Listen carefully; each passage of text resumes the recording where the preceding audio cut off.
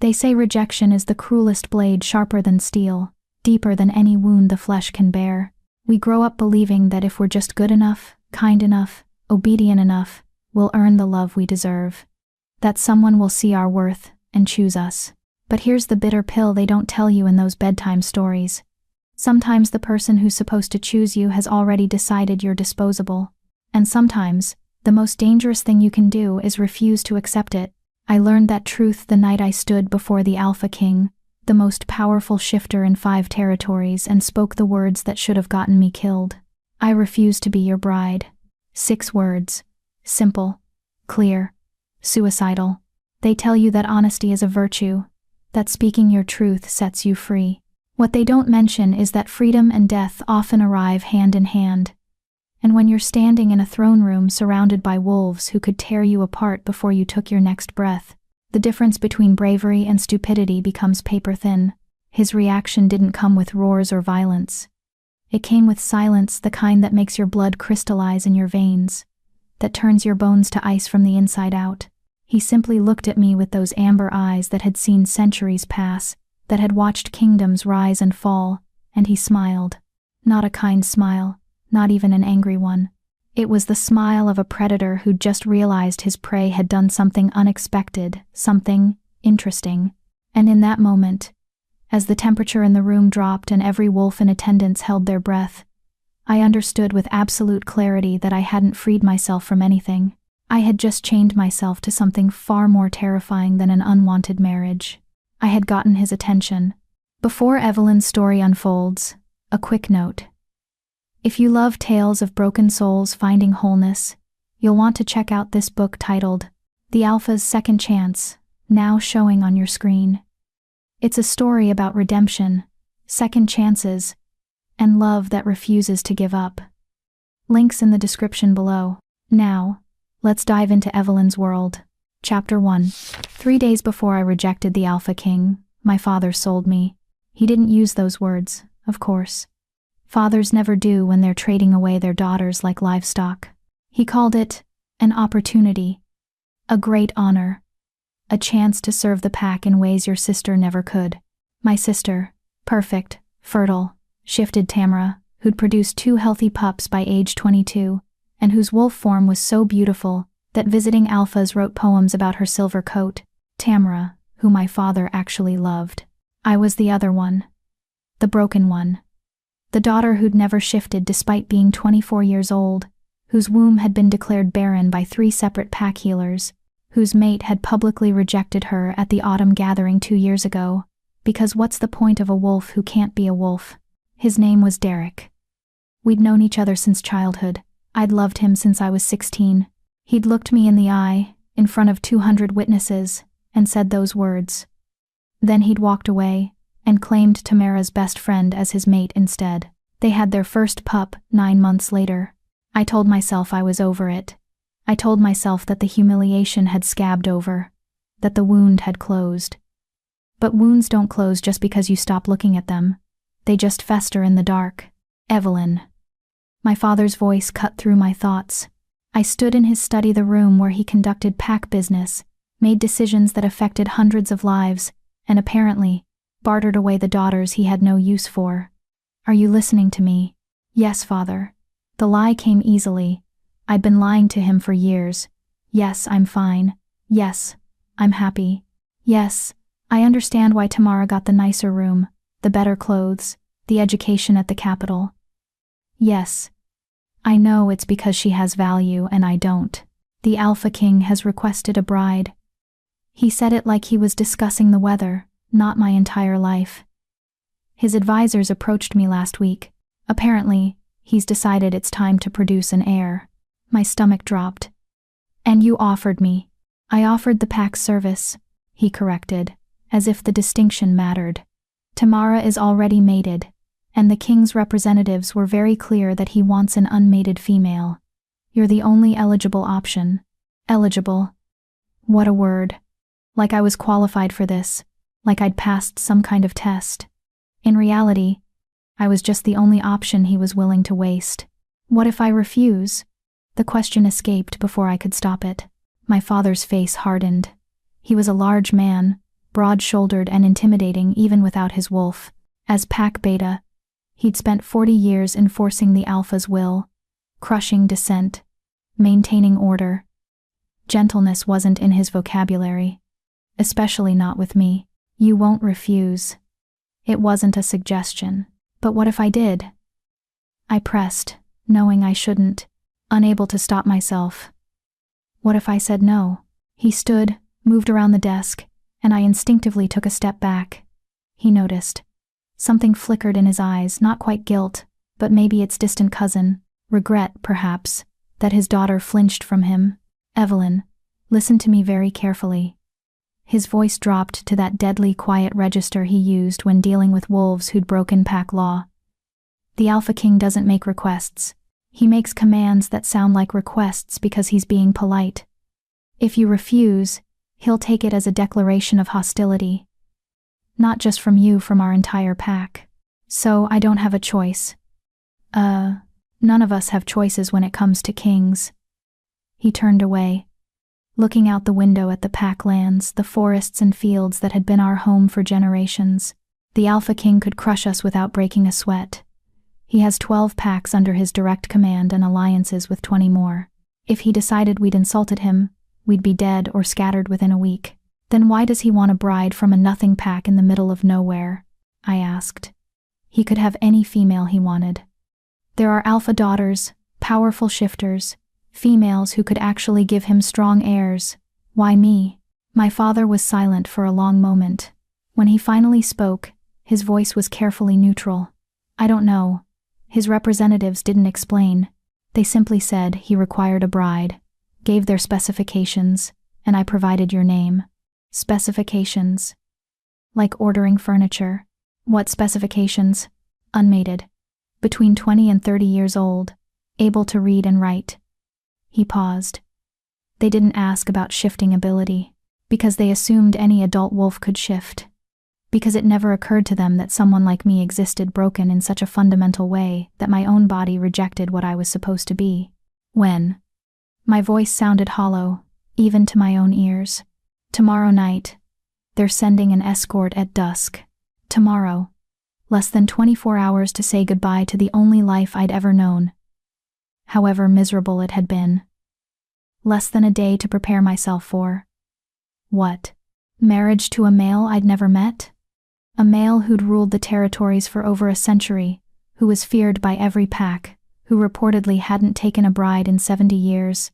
You should pack your things, my father said, still not looking at me. Your mother has prepared appropriate clothing. Does she know? I asked. Does Tamara? Your mother knows, Tamara. He trailed off.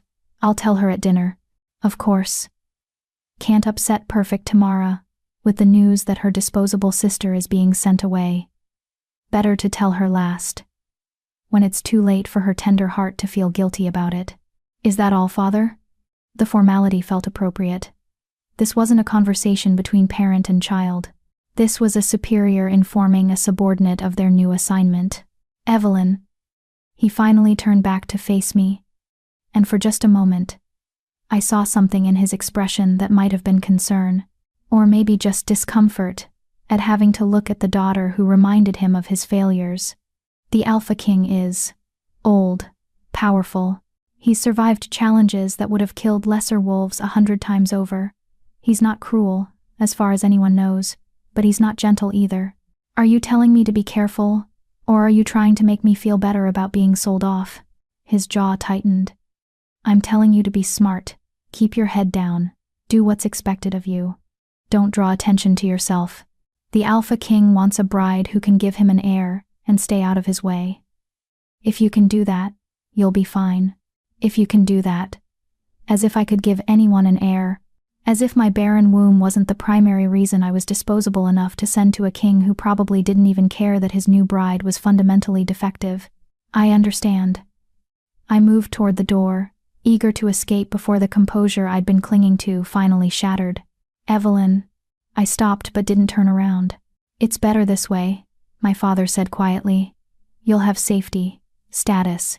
You'll be a queen, technically. That's more than you would have had here.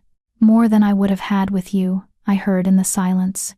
more than a rejected, shifted, barren daughter deserves. I left without responding, because what was there to say? He was right. Here, I was nothing, a constant reminder of everything wrong with our bloodline. A daughter who couldn't shift, couldn't breed, couldn't do the most basic thing a female wolf was supposed to do. At least as the Alphaking's unwanted bride, I'd be nothing somewhere else. I climbed the stairs to my room, the small one at the end of the hall, the one that used to be storage before they cleared it out for me when Tamara needed more space for her growing family. My books were still scattered across the desk where I'd left them that morning. Stories, histories, poems, the only escape I'd ever found from the reality of my worthless existence. I'd told myself stories since I was a child, made up worlds where girls like me mattered, where being different wasn't the same as being broken. I'd whispered them to myself at night, used them to drown out the sound of my father praising Tamara at dinner, the whispers of pack members discussing my failures, Derek's voice saying, "What's the point?" over and over in my memory. Tomorrow, I'd be living in a different kind of story, not one I'd chosen, not one I wanted, but at least it would be different. I started packing, my hands moving mechanically as my mind raced ahead to tomorrow night, to the moment I'd meet the Alphaking, to whatever fate awaited me in his territory. I didn't let myself cry. I'd learned years ago that tears changed nothing, that pain was just something you carried until you forgot it was there. I packed my books carefully, wrapped my few possessions in the traveling bag my mother had left outside my door, and tried not to think about the fact that in 24 hours, I'd be standing in front of a male powerful enough to crush my father's entire pack, expected to smile and accept my role as his broodmare, even though we both knew I couldn't give him what he wanted, even though I was already planning the words I'd say when the moment came. I refuse to be your bride. 6 words that would probably get me killed, but at least I'd die having chosen something for myself, even if that choice was just how I'd meet my end. At least I'd die honest. Chapter 2. The escort arrived exactly at dusk, just as my father had promised. I watched from my window as 3 black vehicles rolled through the pack gates, sleek, expensive things that looked utterly out of place against our modest territory. We were a working pack, a farming pack. Our vehicles were practical trucks, caked with mud and years of use. These looked like they cost more than our entire compound. The Alphaking's wealth on display, even in his transportation. My mother had laid out my traveling clothes on the bed that morning without speaking to me. A deep blue dress, simple but well made, with a high collar and long sleeves. Modest, appropriate for a bride being delivered to her new mate. I stared at it for a long moment before putting it on, my fingers clumsy with the buttons. When I looked in the mirror, I barely recognized myself. The dress fit well. My mother had always been good with measurements, even if she'd never been particularly good at mothering me. My dark hair hung loose down my back, unmarked by the braids that mated females wore. My gray eyes looked too large in my pale face, shadowed with sleepless nights and borrowed time. I looked exactly like what I was, a sacrifice dressed up as a bride. There was a soft knock at my door. "Evelyn?" Tamara's voice, tentative and careful. "Can I come in?" I almost said no. Almost told her to leave me alone with my last few moments of privacy. But some masochistic part of me wanted to see her. Wanted to look at my sister one final time and confirm what I'd always known, that she was better than me in every way that mattered. "It's open." She slipped inside, closing the door behind her. Tamara was beautiful in the effortless way of women who'd never had to question their worth. Her blonde hair caught the fading light, her blue eyes were clear and kind, and even after 2 pregnancies, her figure was perfect. She was everything the pack valued, everything our father loved, everything I wasn't, and she'd never been cruel about it, which somehow made it worse. "I just heard," she said, and there were actual tears in her eyes. "Father told me at lunch. Evelyn, I'm so sorry. I didn't know they were going to." "It's fine." I cut her off before she could finish the thought, before her pity could suffocate me. "It's an honor, remember? A chance to serve the pack. Don't do that." She moved closer, reaching for my hand. I let her take it because refusing would have required energy I didn't have. "Don't pretend this is what you want. What I want doesn't matter." The truth sat between us, heavy and familiar. "It never has. That's not true. Isn't it?" I pulled my hand away, gentler than I felt. You got to choose your mate. You got to stay here, raise your pups, live the life you wanted. I get shipped off to a male I've never met, because I'm the only daughter father can afford to lose." Tamara flinched. "He loves you." "No, he doesn't." I said it without anger, without heat. Just fact. "He tolerates me. He feeds me and houses me because pack law requires it. But love? Tamara, he's never loved me. You know that as well as I do." She opened her mouth to argue, then closed it again. Because what could she say? We'd both grown up in the same house, watched the same dynamics play out year after year. She'd gotten the praise, the attention, the pride. I'd gotten the disappointment, the silence, the careful distance of a father who couldn't quite look at his broken daughter without seeing his own failure reflected back. "I wish things were different," she finally said. "So do I." I picked up my bag, testing its weight. Everything I owned that mattered fit in one travel case. But they're not, and wishing doesn't change anything. "Will you write to me?" Her voice cracked. "Let me know you're okay, if I can." I didn't promise more than that. I had no idea what my life would look like after tonight, what freedoms I'd have, whether the Alphaking would even allow me to maintain contact with my former pack. "Take care of your pups, Tamara. Be happy, Evelyn. I need to go. They're waiting."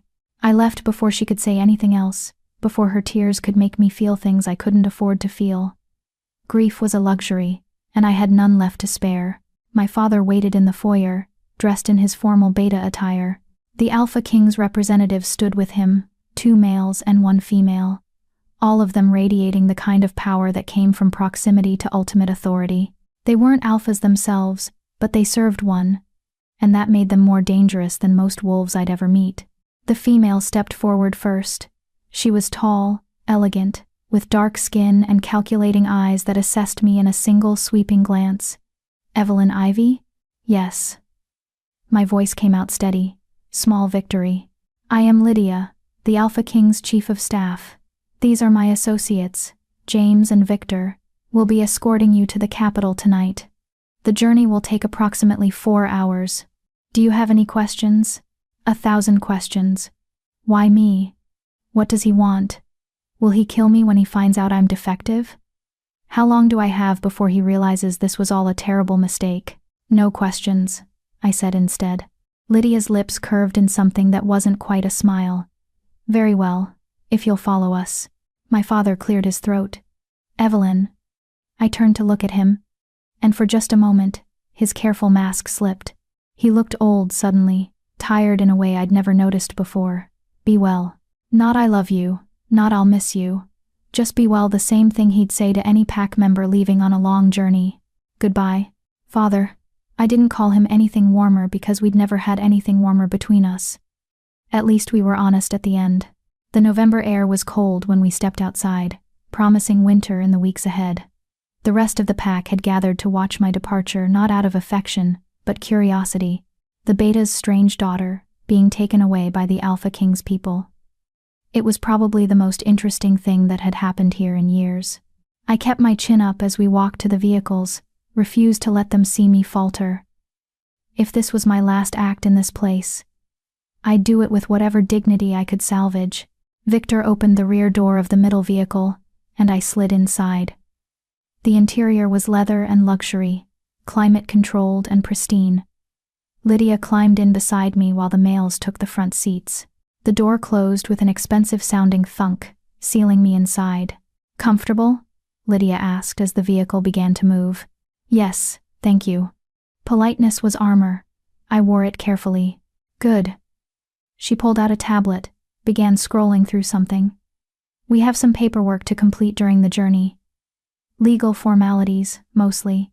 You'll need to sign several documents acknowledging your understanding of your new role and responsibilities." "Of course." I watched the pack lands disappear through the window, the familiar forests and fields fading into darkness. Somewhere in one of those houses, Tamara was probably crying.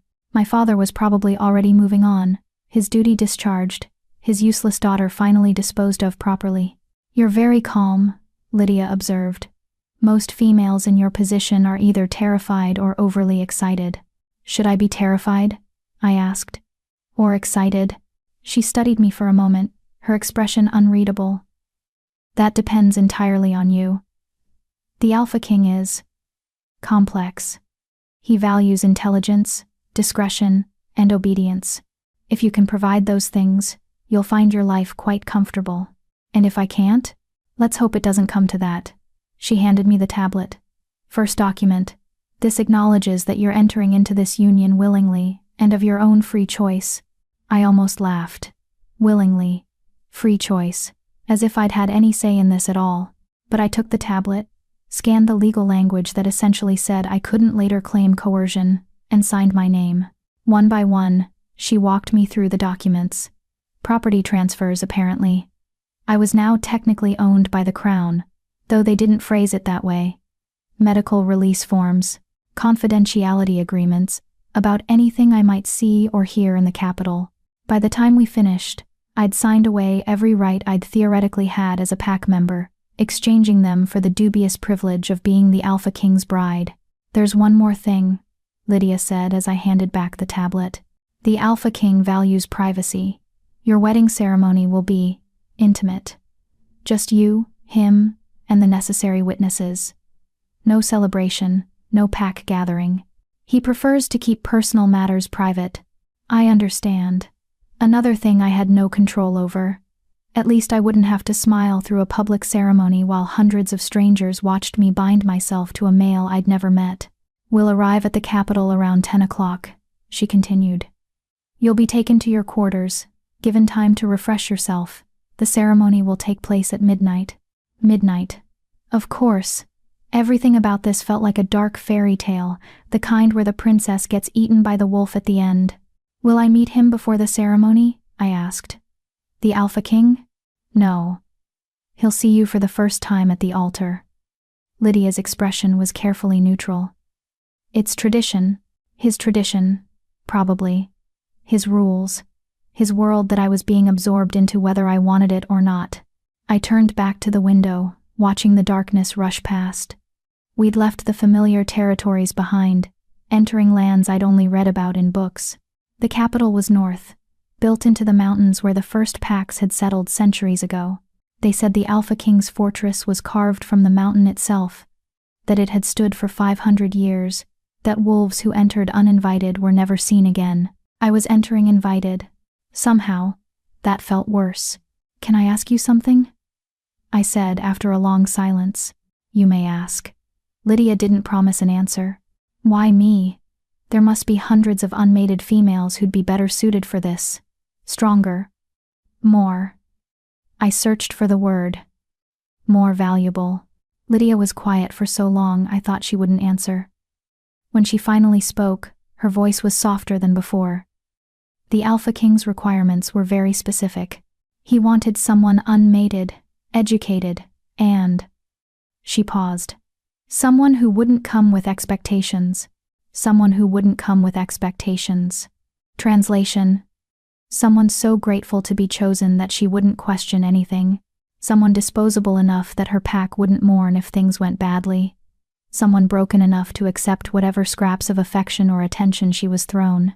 I see, I said. Do you? Lydia looked at me intently. I hope so, Evelyn. I genuinely do. Because the most important thing you need to understand is this. The Alphaking always has his reasons. Always. Even when they don't make sense to anyone else. If he chose you, it's because you're exactly what he needs. Your job is to figure out why. The vehicle hummed onward through the darkness, carrying me toward a fate I couldn't escape and couldn't predict. In my bag, pressed between the pages of my favorite book, was a small piece of paper. On it, I'd written 6 words that morning, practicing the shape of them, the weight of them. I refuse to be your bride. 6 words I'd probably never have the courage to say. 6 words that would get me killed if I did. But I'd written them anyway, because even if I was too much of a coward to speak my truth, at least I could acknowledge it existed. At least I could pretend, for a few more hours, that I still had a choice. The capital appeared in the distance. An hour later, lights glittering against the mountainside like fallen stars. And somewhere in that sprawl of power and stone, the Alphaking waited for his bride, waited for me. I pressed my hand against the window, feeling the cold glass beneath my palm, and tried to remember what hope felt like. I couldn't. Chapter 3. The Alphaking's fortress wasn't a castle. It was a claim carved into the mountain itself, a monument to power so absolute it didn't need to announce itself with towers or banners. The stone was dark, almost black, drinking in what little moonlight touched it.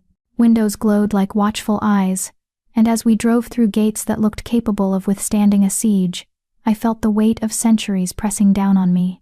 This was a place where kings were made and unmade, where history had bled into the stone itself, and I was supposed to become its queen. The vehicles stopped in a circular courtyard lit by torches that cast dancing shadows across ancient walls. Lydia exited first, and I followed on unsteady legs. 4 hours of sitting had done nothing to prepare my body for what came next. The ceremony, the wedding night, the moment when the Alphaking would discover exactly how defective his new bride truly was. This way. Lydia's voice was brisk, professional. She led me through a side entrance, away from what I assumed was the main hall. The corridors were wider than they needed to be, the ceilings higher, everything built to accommodate beings larger than human, built for wolves. We passed servants who bowed their heads as Lydia approached, their eyes sliding over me with curiosity and something that might have been pity. None of them were shifters, I could tell by the absence of that particular energy that rolled off pack members. Humans, then. Servants to a kingdom ruled by wolves. Here. Lydia stopped before an ornate door, producing a key from her pocket. Your chambers? You have 1 hour to prepare. Someone will collect you at midnight. She opened the door, revealing a suite that was larger than my family's entire house. The main room held a sitting area arranged around a massive fireplace, bookshelves lining 2 walls, and windows that looked out over the mountain valley. Through an archway, I could see a bedroom with a 4-poster bed draped in deep burgundy fabrics. It was beautiful, luxurious, a cage dressed up as a palace. The bathing room is through there. Lydia indicated another door. You'll find everything you need. Your wedding attire has been laid out. If you require assistance, I'll manage. I stepped inside, clutching my bag like a lifeline. Thank you. Lydia studied me for a moment, her expression unreadable. Evelyn. A word of advice. From one female to another. I waited. Don't try to be what you think he wants. The Alphaking has survived a century by detecting lies and performance. Just be yourself. Whatever that is, it's what he chose. She left before I could respond, the door closing with a soft click that sounded unnervingly like a cell locking. I stood in the center of the room, my bag still clutched to my chest, and tried to breathe through the panic, clawing up my throat. 1 hour, 60 minutes, until I'd stand before a male I'd never met, and promise him forever, until I'd become his possession, his property, his disappointment when he realized what he'd actually acquired. The bathing room was marble and gold, excessive in its luxury. A tub large enough for 3 people sat beneath a window, already filled with steaming water that smelled of lavender and something else, something wild and green that reminded me of forests. Someone had prepared this for me, anticipated my arrival down to the minute. I stripped off my travel clothes and sank into the water, letting the heat seep into my bones. When was the last time I'd had a bath this nice? Never, probably. At home, we had functional showers and a single tub that 3 families shared. This was decadence I'd never imagined, luxury I'd never wanted because it came with a price I hadn't agreed to pay. I washed quickly, efficiently, refusing to let myself linger, refusing to let the comfort seduce me into forgetting what this really was: a transaction, a trade, a disposal of unwanted goods. The wedding attire laid out in the bedroom made my breath catch. Not white that would have been too presumptuous for someone like me, too much like claiming purity or value I didn't possess. Instead, it was deep midnight blue, almost black, with silver embroidery that caught the light like stars. The fabric was heavy silk, the kind that whispered against skin. Beautiful and somber at once, a mourning dress, disguised as a wedding gown. I put it on carefully, my fingers clumsy with the tiny buttons that ran up the back. The dress fit perfectly, hugging my waist before flowing to the floor in elegant folds. Someone had measured me without my knowledge, taken my dimensions, and crafted this specifically for tonight. The Alpha King's foresight. His control extending even to this. There was a mirror in the corner, and I made myself look. The woman staring back was a stranger, pale and wide-eyed, swallowed by silk and shadows, her dark hair loose around her shoulders because she'd never earned the right to wear it any other way. She looked young and frightened, and utterly out of place in this finery. She looked like a sacrifice dressed for the altar. "I refuse to be your bride," the words whispered through my mind. That secret rebellion I'd written on paper and hidden away. Could I actually say them? When the moment came, when I stood before the Alpha King with witnesses watching, could I actually speak those words aloud? Or would I do what I'd always done, swallow my truth, accept my fate, and pretend that submission was the same as strength? A knock at the door made me jump. "Miss Ivy? It's time." I took one last look at myself in the mirror, memorizing this moment, the last time I'd be Evelyn Ivy, unwanted daughter of a nowhere pack. After tonight, I'd be someone else. Something else. The Alpha King's bride. His possession. His disappointment. I opened the door. The servant waiting was an older woman, human, with kind eyes and a gentle smile. "You look beautiful, dear. Are you ready?" "No." The honesty escaped before I could stop it. "But I don't think that matters." Her smile turned sad. "No, I suppose it doesn't." "Come along then. Best not to keep him waiting." She led me through corridors that seemed to spiral endlessly inward, each one darker than the last, each one taking me deeper into the heart of the fortress. We passed more servants, more guards, wolves this time, their eyes tracking my movement with predatory interest. The Alpha King's people, loyal to him in ways I'd never understand. Finally, we reached a set of double doors carved with scenes I didn't have time to examine. The servant knocked twice, and the doors swung inward, revealing a chamber that stole what little breath I had left. It wasn't a throne room or a grand hall. It was something far more intimate and far more intimidating. A circular chamber lit only by candles, their flames casting writhing shadows on stone walls. At the center stood a raised dais, and on that dais waited 3 figures. A priestess in ceremonial robes, her face serene and ageless, an official in formal attire, holding what looked like a contract. And between them, the Alpha King. I couldn't see his face. He stood in shadow, his back to the candlelight, a silhouette of impossible size and presence. Tall, taller than any wolf I'd ever seen, broad-shouldered and utterly still in the way of predators who didn't need to posture because their danger was absolute. He didn't move as I approached. Didn't speak. Just watched from the darkness as I climbed the steps to the dais on trembling legs, my silk dress whispering secrets with every step. I stopped 3 feet away from him, close enough to see that he wore formal black, close enough to sense the raw power radiating off him like heat, but still too far to make out his features in the shadow. "Evelyn Ivy." The priestess's voice rang out, formal and ancient. "You come before the Alpha King to be joined in matrimony, to become his bride and mate, to bear his heirs and serve his house. Do you come willingly?" This was it. The moment. The question that everything hinged on. I opened my mouth, and the words that had been burning in my throat for days finally clawed their way free. "I refuse." The candles flickered. The shadows deepened. The priestess inhaled sharply, and the official made a strangled sound that might have been shock or horror or both. But the Alpha King, he laughed. Not a kind laugh, not even an amused one. It was dark and low and utterly without warmth, the sound of someone who just witnessed something unexpected and potentially entertaining. He moved then, stepping forward into the candlelight, and I finally saw his face. Beautiful. Devastatingly, cruelly beautiful in the way of things that kill you slowly. Sharp cheekbones and a strong jaw, dark hair that fell to his shoulders, and eyes gods, his eyes, amber and ancient, burning with intelligence and something else. Something hungry. He looked 30, maybe 35.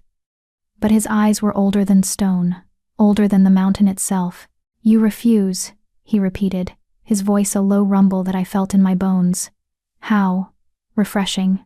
He circled me slowly, predator assessing prey, and I forced myself to stand still, even though every instinct screamed to run. He moved with liquid grace, each step deliberate, and I could feel his gaze traveling over me, cataloging, measuring, judging. "Do you know why you're here, Evelyn Ivy?" he asked from behind me. "Because my father sold me." The truth tasted bitter but honest. "Because I'm disposable enough that losing me wouldn't matter to my pack."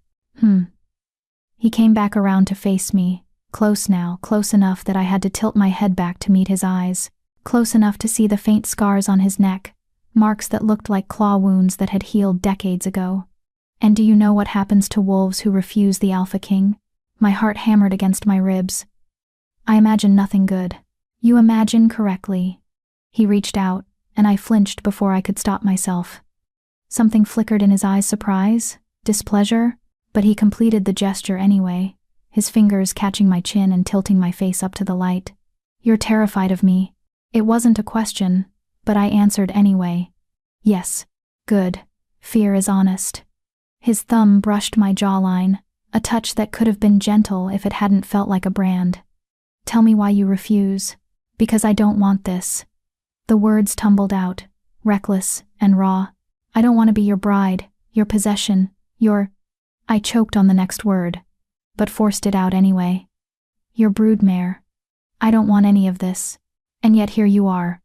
He released my chin but didn't step back. "Here you are, dressed in the gown I had made for you, standing in my home, in my territory, surrounded by my people. So tell me, Evelyn Ivy, if you refuse so emphatically, why did you come at all?" "Because I didn't have a choice. Everyone has a choice." His voice dropped to something almost gentle, almost kind, which somehow made it more terrifying. "You could have run. You could have fought. You could have killed yourself before they put you in that vehicle. But you didn't. You came here. So tell me true why." I met his amber eyes, those ancient predator eyes, and spoke the truth I'd barely admitted to myself. Because dying here seemed more interesting than dying there. Silence.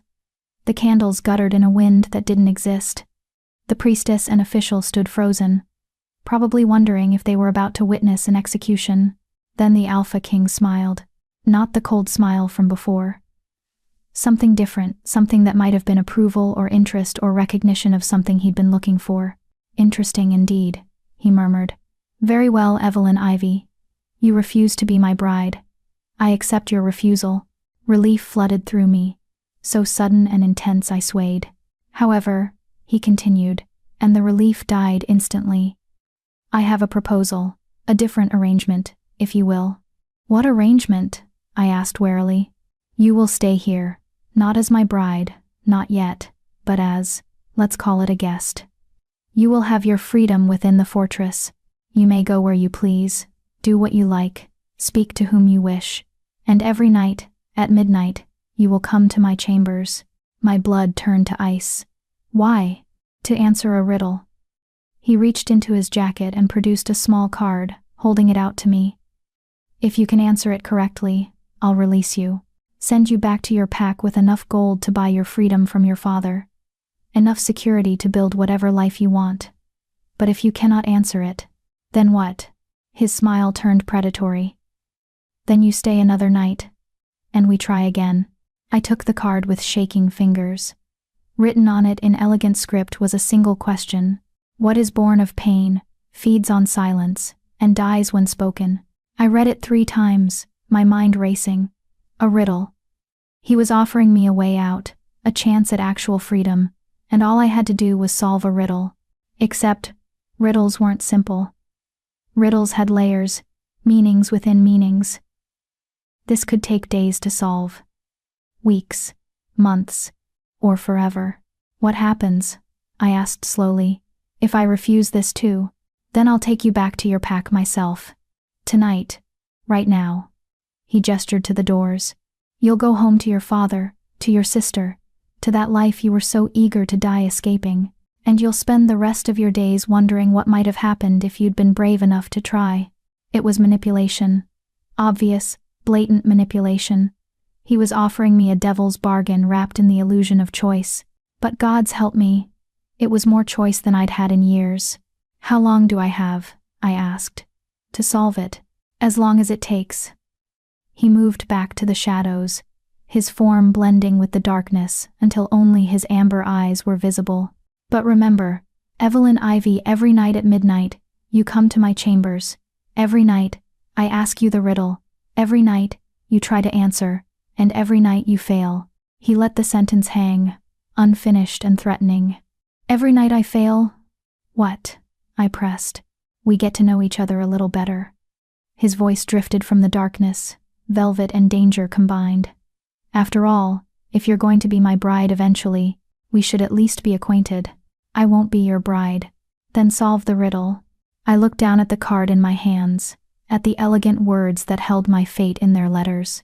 What is born of pain, feeds on silence, and dies when spoken. I should have said no, should have demanded he take me home immediately, should have run from this trap he was laying out so carefully. But Lydia's words echoed in my mind. Whatever you are, it's what he chose. The Alphaking had chosen someone who wouldn't come with expectations. Someone broken enough to accept scraps. Someone disposable enough that her pack wouldn't mourn. He'd chosen wrong. I wasn't here to be grateful. I wasn't here to accept whatever he offered. And I wasn't going to make this easy for him. I accept your arrangement, I said clearly. One riddle. Every night at midnight. And when I solve it, you let me go. No tricks, no conditions, no last-minute changes to the terms. Agreed. He stepped forward just enough that I could see his smile again. That predatory, pleased smile that made my stomach drop. Then we have a deal, Evelyn Ivy.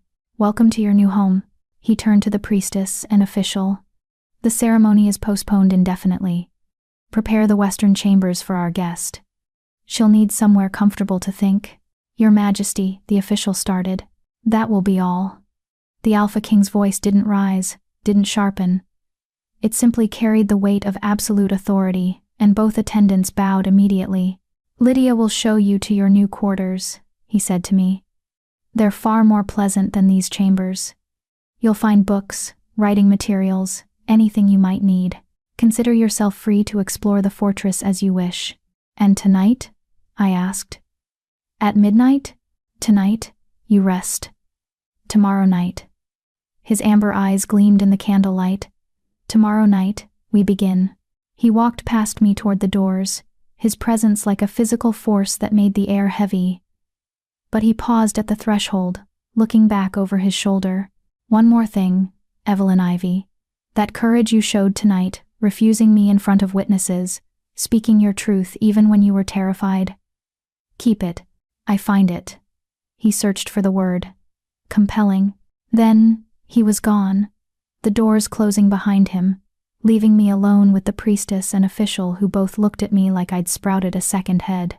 I looked down at the riddle card again, reading the words that would either free me or trap me here forever. What is born of pain, feeds on silence, and dies when spoken? And for the first time since my father had told me I was being sold, I felt something other than resignation settle into my bones. I felt curious. The Alphaking had wanted a bride who wouldn't come with expectations. Instead, he'd gotten a puzzle he might not know how to solve, and I'd gotten a riddle that just might be my salvation. Tomorrow night at midnight, the real game would begin. I just had to make sure I didn't lose myself in the playing. Hit the like button if you believe Evelyn's courage deserves to be heard, because stories like hers reach those who need them most, but only if we let them. Drop a comment sharing which moment hit closest to home, because your voice might be exactly what another broken soul needs to hear today. Chapter 4. The Nightly Game. The western chambers were a different kind of cage, larger, more beautiful, but a cage nonetheless. Lydia delivered me there personally, her expression carefully neutral, as she showed me the suite that would be mine for however long this arrangement lasted. The main room was 3 times the size of my previous quarters, with floor-to-ceiling windows that overlooked the mountain valley. Books lined every available wall, hundreds of them, maybe thousands, more than I could read in a lifetime. The Alphaking thought you might appreciate these, Lydia said, gesturing to the shelves. He had them brought from the Royal Library this afternoon. This afternoon, before I'd even arrived, before I'd refused him, he'd already known, somehow, that I'd need them. How did he know I read? I asked. Lydia's lips curved slightly. The Alpha King makes it his business to know everything about those who enter his territory. Your father mentioned your hobby. Books, stories, spending hours lost in fiction rather than facing reality. His words, not mine. Of course. My father had probably offered that information as another mark against me, the strange daughter who preferred made-up worlds to real life, who couldn't even properly exist in the present. He'd meant it as a flaw. The Alpha King had turned it into a gift. The bathing room is through there, Lydia continued, moving through the space with efficient familiarity. Fresh clothes in the wardrobe, we had them prepared in your size. Meals will be delivered at regular intervals, unless you prefer to dine in the main hall with the court. I don't. The thought of sitting among the Alpha King's people, being stared at and judged, made my skin crawl. Understandable. Then your meals will come here. She paused at the door, studying me with those calculating eyes. You surprised him tonight. That doesn't happen often. Is that good or bad? I genuinely don't know. She tilted her head. But it's interesting, and the Alpha King values interesting far more than he values compliant. Remember that. She left, and I was alone in my beautiful prison. I spent that first night exploring the books, running my fingers over spines that held stories from every corner of the territories and beyond. Philosophy, history, poetry, fiction. The collection was curated, thoughtful. Someone had chosen these specifically, selecting titles that would appeal to a particular kind of mind, my kind of mind. At midnight, I half expected a summons to the Alpha King's chambers, despite his promise that tonight I'd rest. But no one came. The fortress settled into quiet around me, and eventually, I collapsed into the massive bed, still wearing the midnight blue wedding dress because I was too exhausted to change. I dreamed of amber eyes and riddles written in smoke. The next day passed in strange suspension. Meals appeared at regular intervals, far more food than I could eat, beautifully prepared. I tried to read, to distract myself, but the riddle cards sat on the table beside me, demanding attention. What is born of pain, feeds on silence, and dies when spoken? A secret? No. Secrets weren't born of pain necessarily. Shame? Closer. But shame didn't die when spoken, sometimes it grew louder. Grief? Maybe. But grief could persist even after being voiced. I turned the question over in my mind all day, worrying at it like a wolf with a bone. The Alpha King had chosen this riddle specifically. It meant something. But what? At 1:45, I changed into one of the dresses from the wardrobe. Simple, dark green, modest and practical. I brushed my hair until it shone, not because I wanted to look appealing, but because I needed something to do with my shaking hands. At midnight exactly, there was a knock at my door. A servant stood in the corridor, young and human, her eyes downcast. Miss Ivy, His Majesty requests your presence. Lead the way. She took me deeper into the fortress, through corridors I hadn't seen yesterday, past rooms that hummed with power and purpose. Finally, we reached a set of carved doors that seemed to pulse with an energy I couldn't name. The servant knocked once, and a voice from within called, "Enter." She opened the door but didn't follow me inside. I stepped through alone, and the door closed at my back with ominous finality. The Alpha King's private chambers were nothing like I'd expected. No throne, no ostentatious displays of wealth or power. Instead, it felt almost comfortable. A large fireplace dominated one wall, flames crackling cheerfully. Bookshelves lined another wall, as many as in my own chambers. Comfortable chairs arranged near the fire. Large windows showing the night sky, and in one of those chairs, reading a book with the firelight painting gold across his features, sat the Alpha King. He looked up as I entered, and even though I'd seen him last night, the impact of his presence still stole my breath. Beautiful and terrible at once, human-shaped but utterly other. Evelyn Ivy. He closed the book, setting it aside. Punctual. I appreciate that. You commanded my presence at midnight. It would be foolish to be late. Commanded. He tasted the word like wine. Is that how you see this arrangement?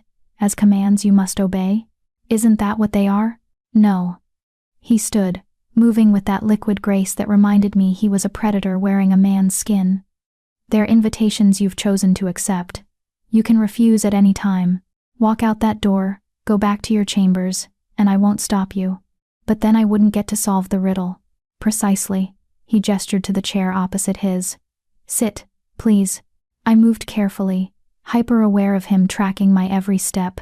The chair was soft, comfortable. The fire's warmth seeped into my bones, easing tension I didn't realize I was carrying. Wine, he offered, gesturing to a decanter on the side table. No. Thank you. Wise. Keep your wits sharp.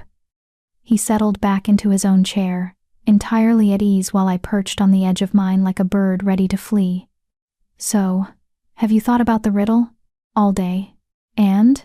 I pulled the card from my pocket, reading the words again even though I'd memorized them hours ago. I have theories, but no answer I'm confident in. Tell me your theories. He leaned forward slightly, those amber eyes focused entirely on me with an intensity that made my skin prickle. I'm curious how your mind works. It felt like a trap. Like anything I said would reveal too much, give him weapons to use against me later. But I'd accepted this arrangement, and backing down now would only prove I was afraid. A secret, I said. Born from pain, something we want to hide because it hurts. Feeds on silence, grows stronger the more we keep it locked inside. Dies when spoken, loses its power once we voice it. His expression gave nothing away. Logical, but incorrect. Disappointment settled heavy in my chest, though I'd expected it. Then what about shame? It follows the same pattern. Also logical, also incorrect. He tilted his head, studying me. You're thinking too literally. The riddle isn't about emotions alone. It's about something more fundamental. Try again. I don't have another answer tonight. Then let's talk about something else. He settled back in his chair, picking up his wine glass. Tell me about these stories you tell yourself. Your father mentioned you're quite skilled at escaping into fiction. Heat crawled up my neck. He made it sound like a weakness. Perhaps to him it was. But I'm not your father. His voice held an edge I couldn't identify. I asked what stories you tell, Evelyn Ivy. Not whether telling them makes you weak. I studied him warily, looking for the trap in the question. His expression remained open, genuinely curious, as if my answer actually mattered to him. I used to make up fairy tales, I said finally. When I was younger, stories where broken girls became something more, where being different wasn't the same as being worthless. Used to. I got older, realized that fairy tales lie. There's no magic that fixes what's wrong with you. No prince who sees past your flaws to the worthy person underneath. In real life, broken stays broken. Does it? He swirled his wine thoughtfully. Or do we simply decide that some breaks are flaws rather than features? That sounds like something someone who isn't broken would say.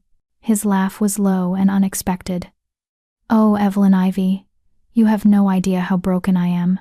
The way he said it with absolute certainty, without self-pity or drama, made me look at him differently, made me see past the power and beauty to something underneath, something that ached with familiar pain. Tell me a story now, he said suddenly. One of your fairy tales. I want to hear how you see the world. Why?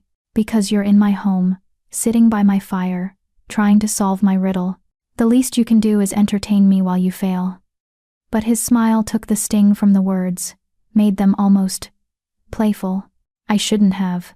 Should have refused, should have kept that part of myself private and protected. But something about sitting in this comfortable room, with firelight dancing and his amber eyes watching me with genuine interest, made the words spill out. Once there was a girl born without wings, I began, my voice soft and hesitant. In a kingdom where everyone could fly, she walked. The other children pitied her at first, tried to teach her, tried to fix her, but eventually, they just forgot about her, left her on the ground while they soared above. I paused, expecting him to interrupt or mock, but he simply nodded, listening with complete attention. The girl learned to love the ground. She studied the flowers no one else bothered to see, learned the names of stones and roots and growing things. She told herself she was happy in her different life, and maybe she was, sometimes. But at night, she'd dream of flying, of finally being whole. How does it end? he asked quietly. It doesn't. That's where I always stopped. I met his eyes, because I never knew if she should get her wings, if that would fix everything, or if she should learn that the ground has its own kind of beauty. I could never decide which ending was more honest. Silence stretched between us, heavy with unspoken things. The fire crackled, wind whispered against the windows, and the Alphaking looked at me like I'd just said something profound, instead of revealing how pathetically I'd tried to make sense of my own inadequacy. I think, he said finally, that the story isn't about whether she gets wings or learns to love the ground. It's about whether anyone bothers to walk beside her while she figures it out. Something in my chest cracked open, not painfully, but like a door I'd kept locked finally admitting light. Tell me another one, he said. Tomorrow night, when you come back to try the riddle again. What if I solve it tomorrow? What if I don't come back? His smile was sharp and knowing. Then I'll be disappointed to lose such an excellent storyteller. But somehow, I don't think that's going to happen, do you? He was right, and we both knew it. The riddle wouldn't be solved in a day, maybe not in a week. This would take time. And every night, I'd return here, to this room, to him. Our time is up, he said, standing.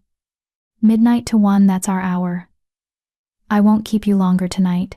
I stood as well, surprised that an hour had passed so quickly, surprised that I wasn't eager to leave, that some part of me wanted to stay and hear what else he might say, what other secrets might slip out in this comfortable darkness. Same time tomorrow? I asked. Same time, every night. Until you solve the riddle, or... He trailed off, leaving the alternative unspoken. Or what? He moved closer, close enough that I could see the exact shade of his amber eyes, gold and whiskey and ancient fire. Or until you decide that solving it isn't what you actually want. That's not going to happen. We'll see. He reached out slowly, telegraphing the movement so I could pull back if I wanted. When I didn't, his fingers brushed a strand of hair back from my face, the touch feather-light and somehow devastating. Sleep well, Evelyn Ivy.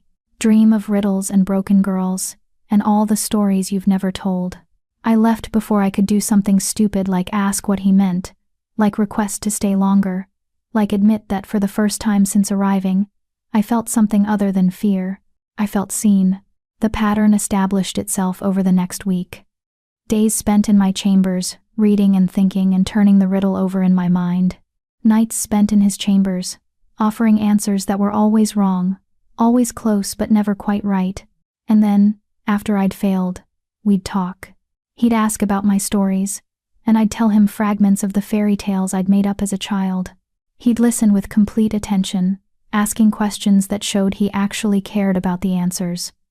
Sometimes he'd share his own observations, cryptic comments about the nature of power or loneliness or time. Power, he said on the third night, isn't about strength. It's about the willingness to make choices everyone else is too afraid to make. Is that how you became Alphaking? I asked.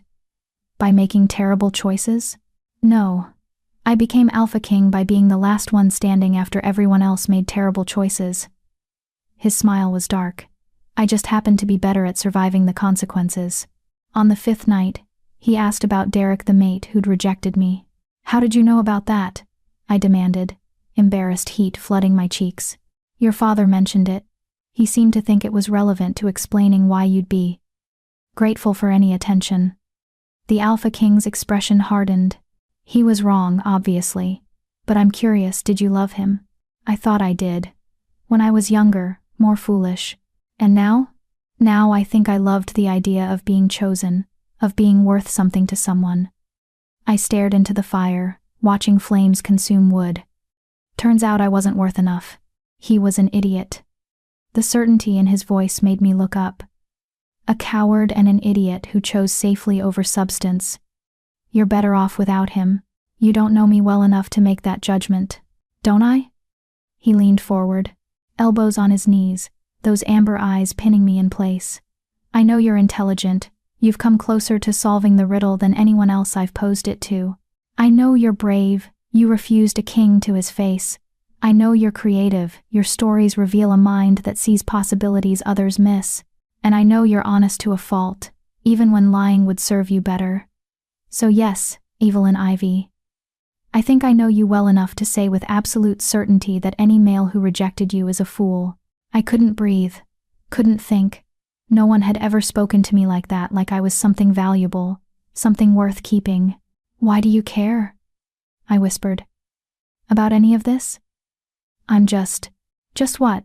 Just a disposable daughter? Just a broken wolf who can't shift? His voice turned sharp. Is that how you see yourself? It's how everyone sees me. I don't. He stood, moved to the window, his back to me. I see someone fighting to survive in a world that told her she was worthless. Someone who learned to tell stories because reality was too painful. Someone who chose to die interesting rather than die safe. That's not broken, Evelyn. That's extraordinary. The word hung between us, impossible and intoxicating. Extraordinary. Me. I should go, I said, standing on unsteady legs. It's past our hour. Yes. But he didn't turn around, didn't watch me leave. Same time tomorrow. Same time. I fled before I could do something irreversible like believe him. Like let his words settle into the wounded places inside me and start to heal things that were better left broken. Because if I healed, if I let myself hope, the inevitable disappointment would destroy me completely. Better to stay broken. Safer. But that night, curled in my bed with moonlight streaming through the windows, I caught myself whispering his words like a prayer. Extraordinary. Not broken. Worth something. And for the first time in years, I almost believed them. Chapter 5. The Gift and the Truth. 2 weeks into our nightly meetings, the Alphaking gave me a gift. I arrived at midnight as usual, expecting the familiar routine, the riddle attempt, the inevitable failure, the conversation that followed like a reward for my persistence. But when I entered his chambers, he wasn't sitting by the fire. He stood by the window, silhouetted against the night sky, and something about his posture, tense, uncertain, made my steps falter. Evelyn. He turned, and I saw he held something in his hands. A key. Old iron, ornate. The kind that opened doors meant to stay locked.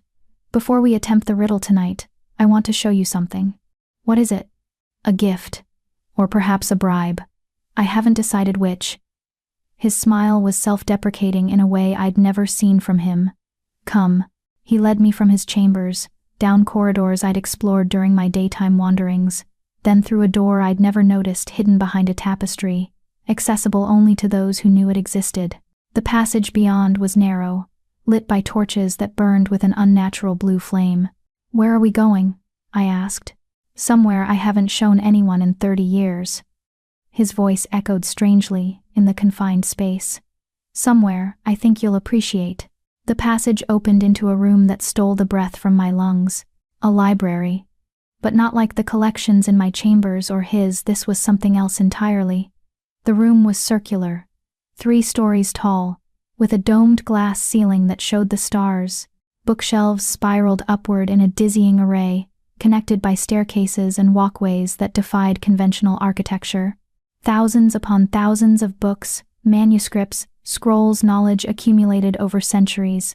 And in the center, a reading area with comfortable chairs, soft lighting, and a small table that held ink and fresh parchment. This was built by the first Alphaking, he said quietly, watching my face as I took it all in. 400 years ago, he believed that power without knowledge was just violence with a crown. Every king since has added to the collection. These are books you won't find anywhere else, histories written by those who lived them, philosophies banned by other kingdoms, stories that were too dangerous or too true to share widely. I moved forward as if in a dream, running my fingers along spines that whispered with age and significance. Poetry from before the Great Division. Medical texts written by healers long dead. Fairy tales in languages I didn't recognize, illustrated with breathtaking detail. Why? I turned to face him, this impossible male who'd given me something I didn't know I needed. Why show me this? He moved closer, the key still in his hand. Because in 2 weeks of conversation, you've mentioned at least 40 different books. You remember authors, specific passages, the way certain stories made you feel. You don't just read, Evelyn. You devour. You metabolize. You make knowledge part of yourself. He held out the key. This library deserves someone who will love it properly. And you deserve a place where your mind can be free, even if the rest of you is trapped here. I stared at the key, understanding the magnitude of what he was offering. Access to this place, this treasure trove of everything I'd ever wanted, the freedom to spend my days here, lost in worlds and words and wonder. I don't understand you, I whispered. You want a bride, an heir, someone to continue your bloodline. But everything you've done since I arrived, the riddle, the conversations, none of it serves that purpose. What do you actually want from me? Something flickered across his face. Vulnerability, maybe, or recognition of a truth he hadn't wanted to voice. I don't know anymore. The admission hung between us, honest and devastating. When I sent for a bride, he continued, I wanted what every king wants, an alliance strengthened through marriage, an heir to secure the succession, a female who wouldn't complicate my life with expectations or emotions. Your father's reports made you sound perfect for that. Forgettable, grateful, someone who'd take what I offered and ask for nothing more. But I'm not that. I said it without pride or shame, just fact. No, you're not. He moved to one of the chairs, sinking into it like the weight of centuries had finally caught up with him. You're infuriating and brilliant and damaged in ways that mirror my own damage. You tell stories that break my heart. You solve riddles that aren't meant to be solved. And every night when you leave, I find myself counting the hours until midnight, until I can see you again and hear what you'll say next. My heart hammered against my ribs. That sounds like I'm falling in love with you? His laugh was bitter. Perhaps. Or perhaps I'm just lonely enough to mistake intellectual companionship for something more. Either way, it's not what I intended. Not what I wanted. Then let me go. The words hurt to say, but I forced them out. Declare the riddle unsolvable. Send me away with the gold you promised. We can both move on. I can't. He met my eyes, and what I saw there made my breath catch. Hunger and longing and something that looked dangerously like hope. Because you haven't solved it yet. And until you do, you're bound by our agreement to return here every night. To sit with me. To let me pretend, for 1 hour, that I'm not alone in this fortress. That someone sees me as more than just power and punishment. I do see you, I said before I could stop myself.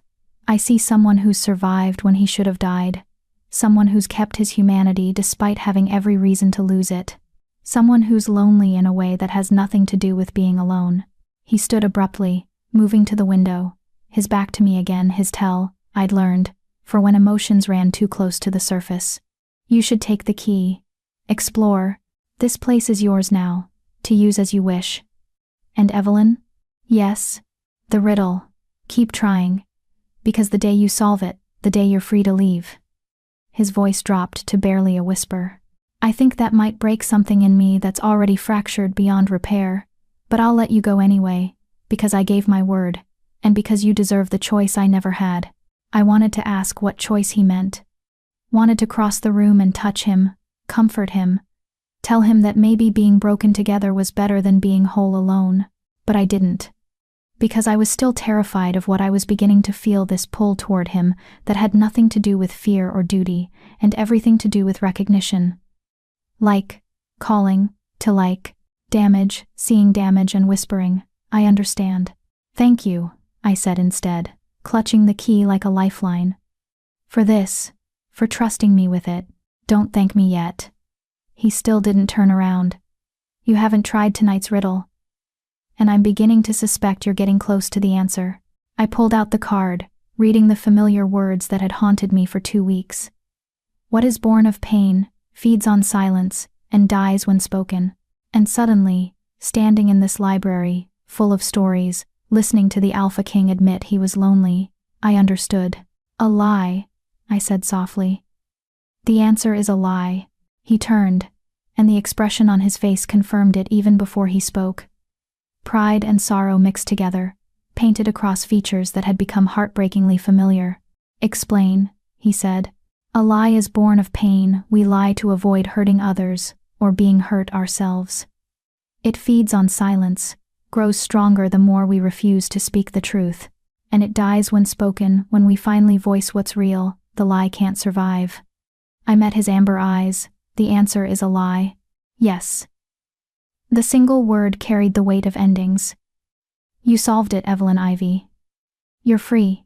I should have felt relief, joy, triumph at having earned my freedom after 2 weeks of nightly attempts. Instead, I felt loss opening up beneath me like a chasm. When do I leave? My voice sounded hollow. Whenever you wish. Tonight, tomorrow, next week. I'll arrange for the gold, for transportation, for letters of reference that will allow you to settle anywhere in the territories. You can build whatever life you want. You've earned it. And if I don't want to leave? The question escaped before I could trap it, reckless and revealing. His eyes widened slightly, hope flickering to life before he ruthlessly crushed it. Don't, he said roughly. Don't stay out of pity or obligation, or some misguided sense that you owe me anything. I won't be your next cage, Evelyn. You deserve freedom, and I won't take that from you just because I'm selfish enough to want you to stay. That's not why I'd stay. Then why? He closed the distance between us in 3 strides, catching my shoulders, amber eyes burning into mine.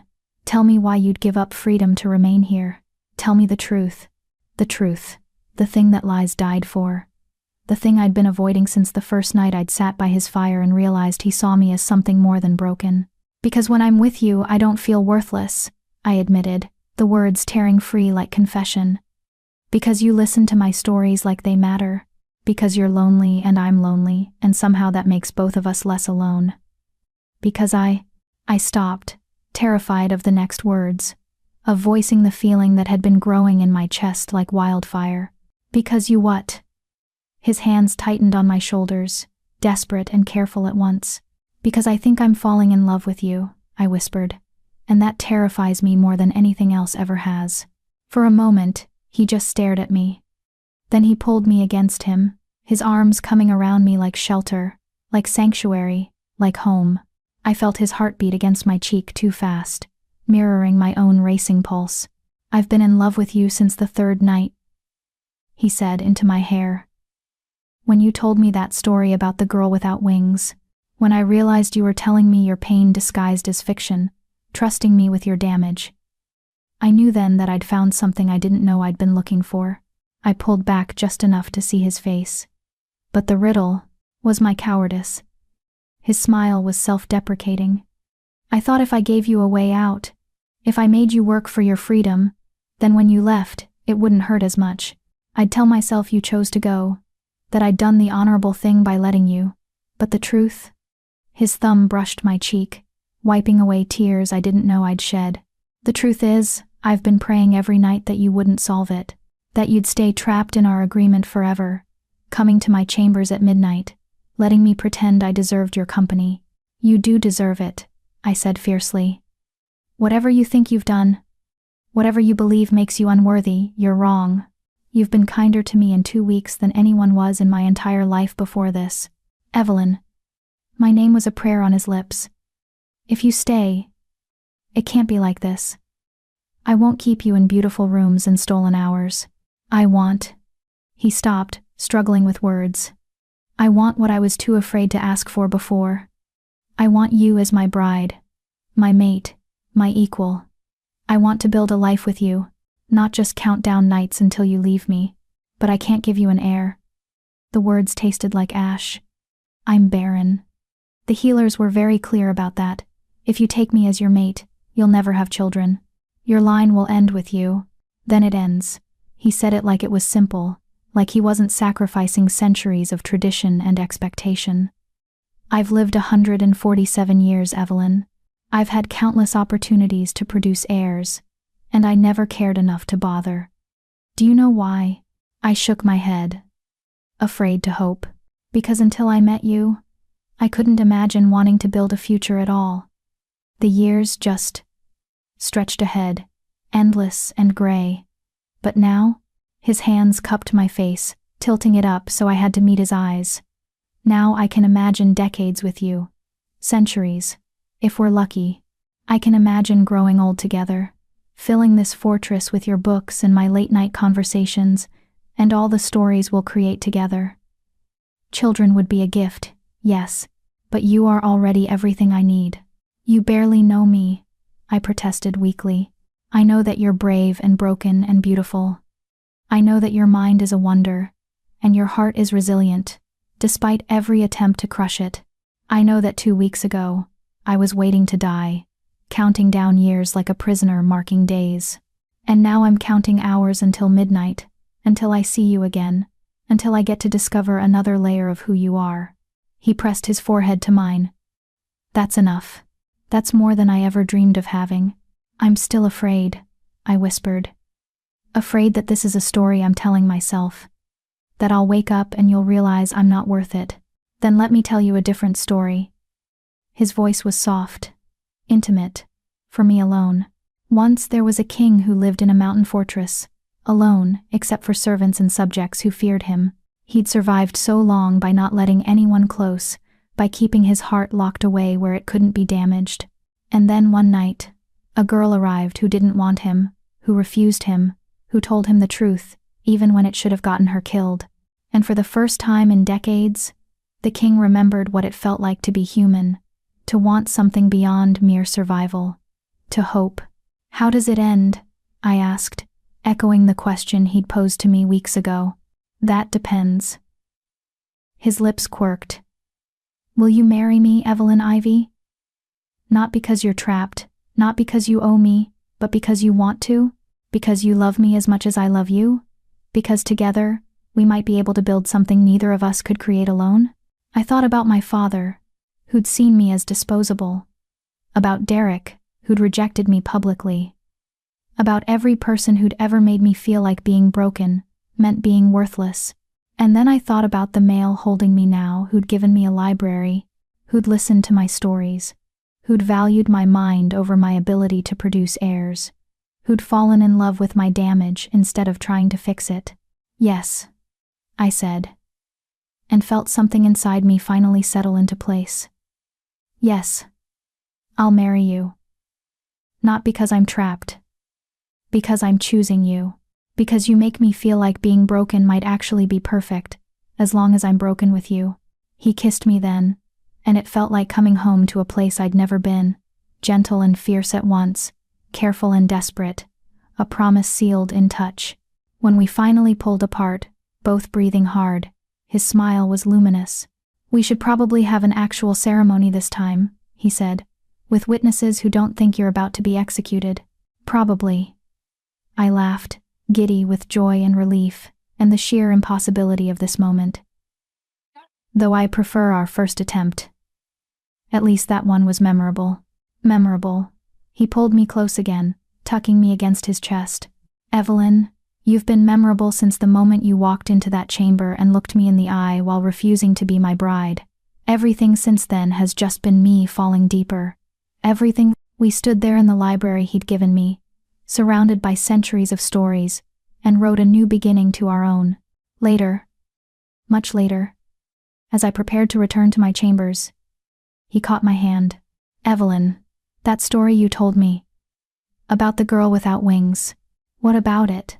I think I know the ending now. His amber eyes were warm, steady, for home. She realizes that the boy who chooses to walk beside her has wings he never uses, because flying alone isn't nearly as meaningful as walking together.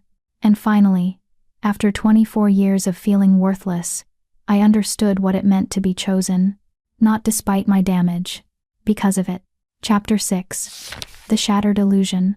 We were married 3 days later in the same chamber where I'd first refused him, but this time everything was different. This time, when the priestess asked if I came willingly, I said yes with my whole heart. This time, when the Alphaking took my hand, it felt like choosing rather than surrendering.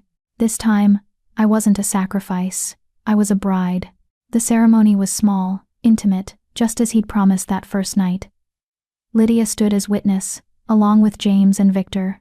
The priestess spoke the ancient words that bound us, and when she declared us mated, the Alphaking, my husband now, my mate kissed me like I was precious, like I was worth keeping.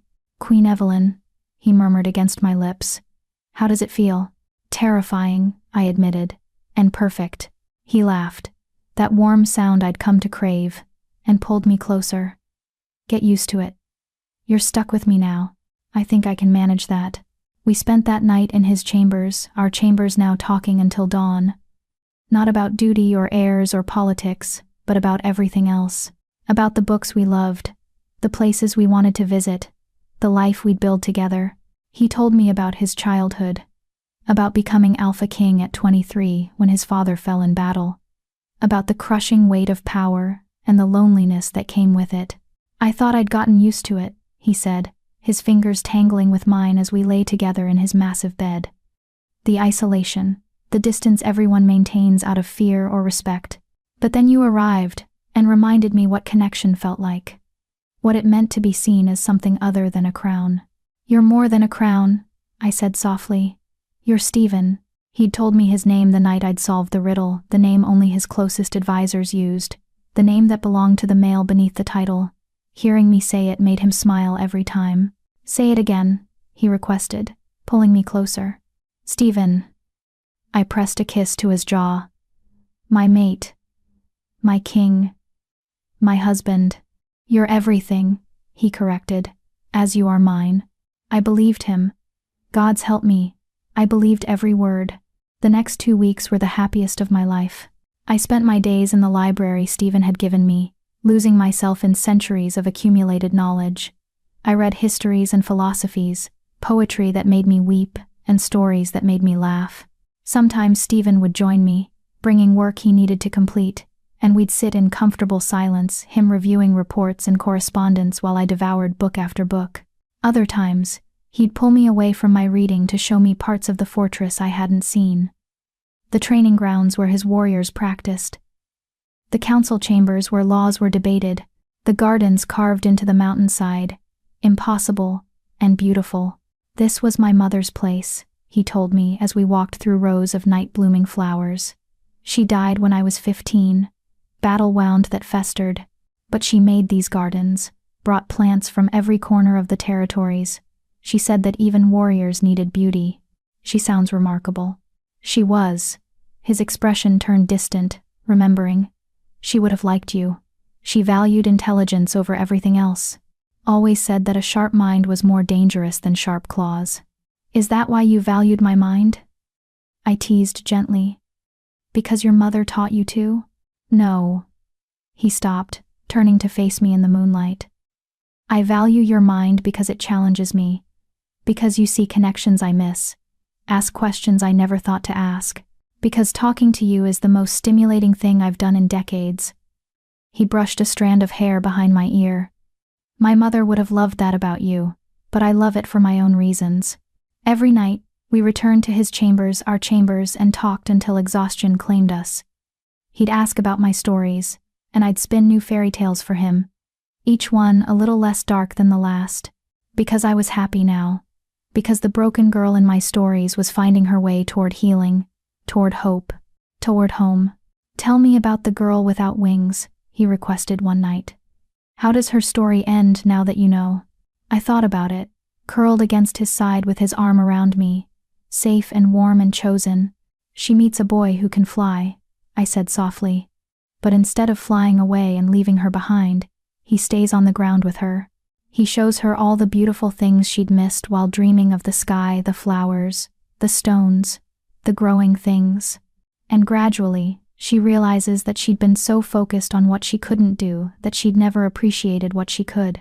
And the boy realizes that flying alone had always felt hollow, but walking beside her feels like soaring. And then? His voice was quiet, intimate in the darkness. And then they build a life on the ground together, not because either of them is broken, but because they choose each other. Because love isn't about fixing what's wrong, it's about accepting what is, and deciding that's enough. That's a good ending, he murmured, much better than the original. The original didn't have you in it. He kissed me then, slow and sweet, and I thought that this warmth, this safety, this absolute certainty that I was loved, was better than any fairy tale I'd ever imagined. I should have known it wouldn't last. It happened on a Tuesday morning, exactly 17 days after our wedding. I was in the library, reading a collection of ancient poetry, when Lydia appeared in the doorway. Her expression was carefully neutral, but something in her eyes made my stomach drop. "Evelyn, may I speak with you?" "Of course." I set down my book, noting the way she wouldn't quite meet my eyes. "What's wrong?" "Nothing's wrong, exactly, it's just—" She moved into the room, her movements precise and controlled. "I need to tell you something. About the Alphaking. About Stephen." My heart started hammering. "Is he hurt? Is something—" "He's fine. Physically." She sat in the chair across from me, her hands folded in her lap. "But there's something you need to know. Something he should have told you himself. But I suspect he was waiting for the right moment. Or perhaps he was hoping he'd never have to tell you at all." "Closo, tell me what—" Lydia took a deep breath. "Stephen is cursed." The word hung between us, impossible and terrifying. "What?" 73 years ago, he angered a witch. The details don't matter, it was political, a territory dispute that went badly, but the witch cursed him before she died. Lydia's voice was steady, factual, but I could see the sympathy in her eyes. "The curse prevents him from finding true love as himself. Any female who loves him in his human form breaks the curse. But if she discovers his true nature before loving him completely, the curse resets. He has to start over." My mind raced, trying to process what she was saying. His true nature? He's a wolf shifter. I knew that. "No, Evelyn." Lydia's voice was gentle.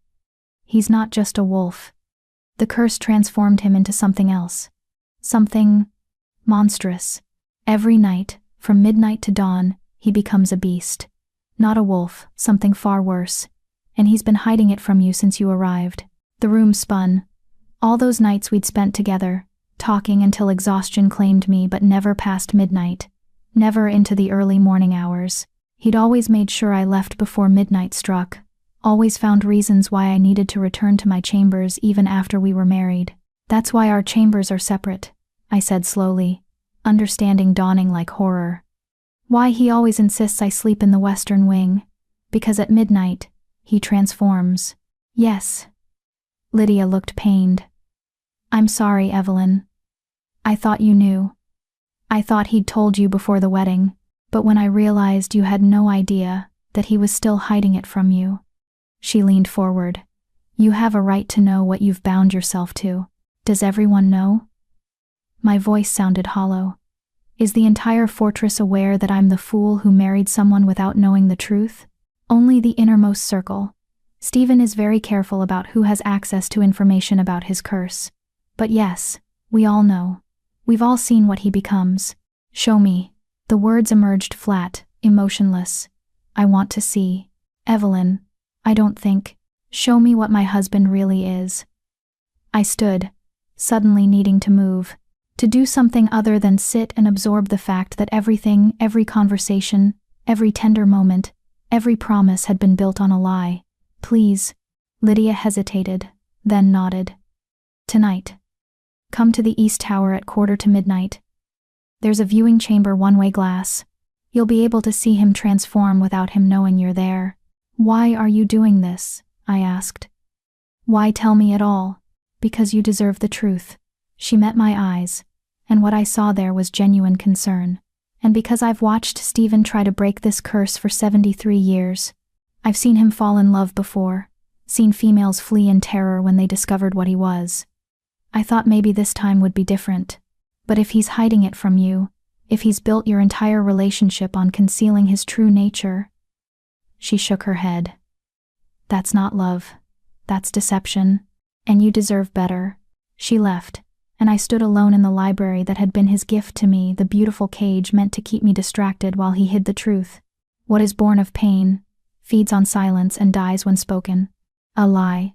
The riddle had been about his curse all along, a confession disguised as a game, and I'd solved it, had spoken the answer aloud, but the lie hadn't died. It had just grown stronger, fed by his silence, nurtured by my ignorance. I thought about the last 17 days. The happiness I'd felt, the certainty that I'd finally found someone who loved me for who I was. The stories I'd told him, the secrets I'd shared, the way I'd opened my damaged heart and let him inside. All of it built on a foundation of lies. Don't try to be what you think he wants. Lydia had told me that first night. Just be yourself. But Stephen hadn't extended me the same courtesy.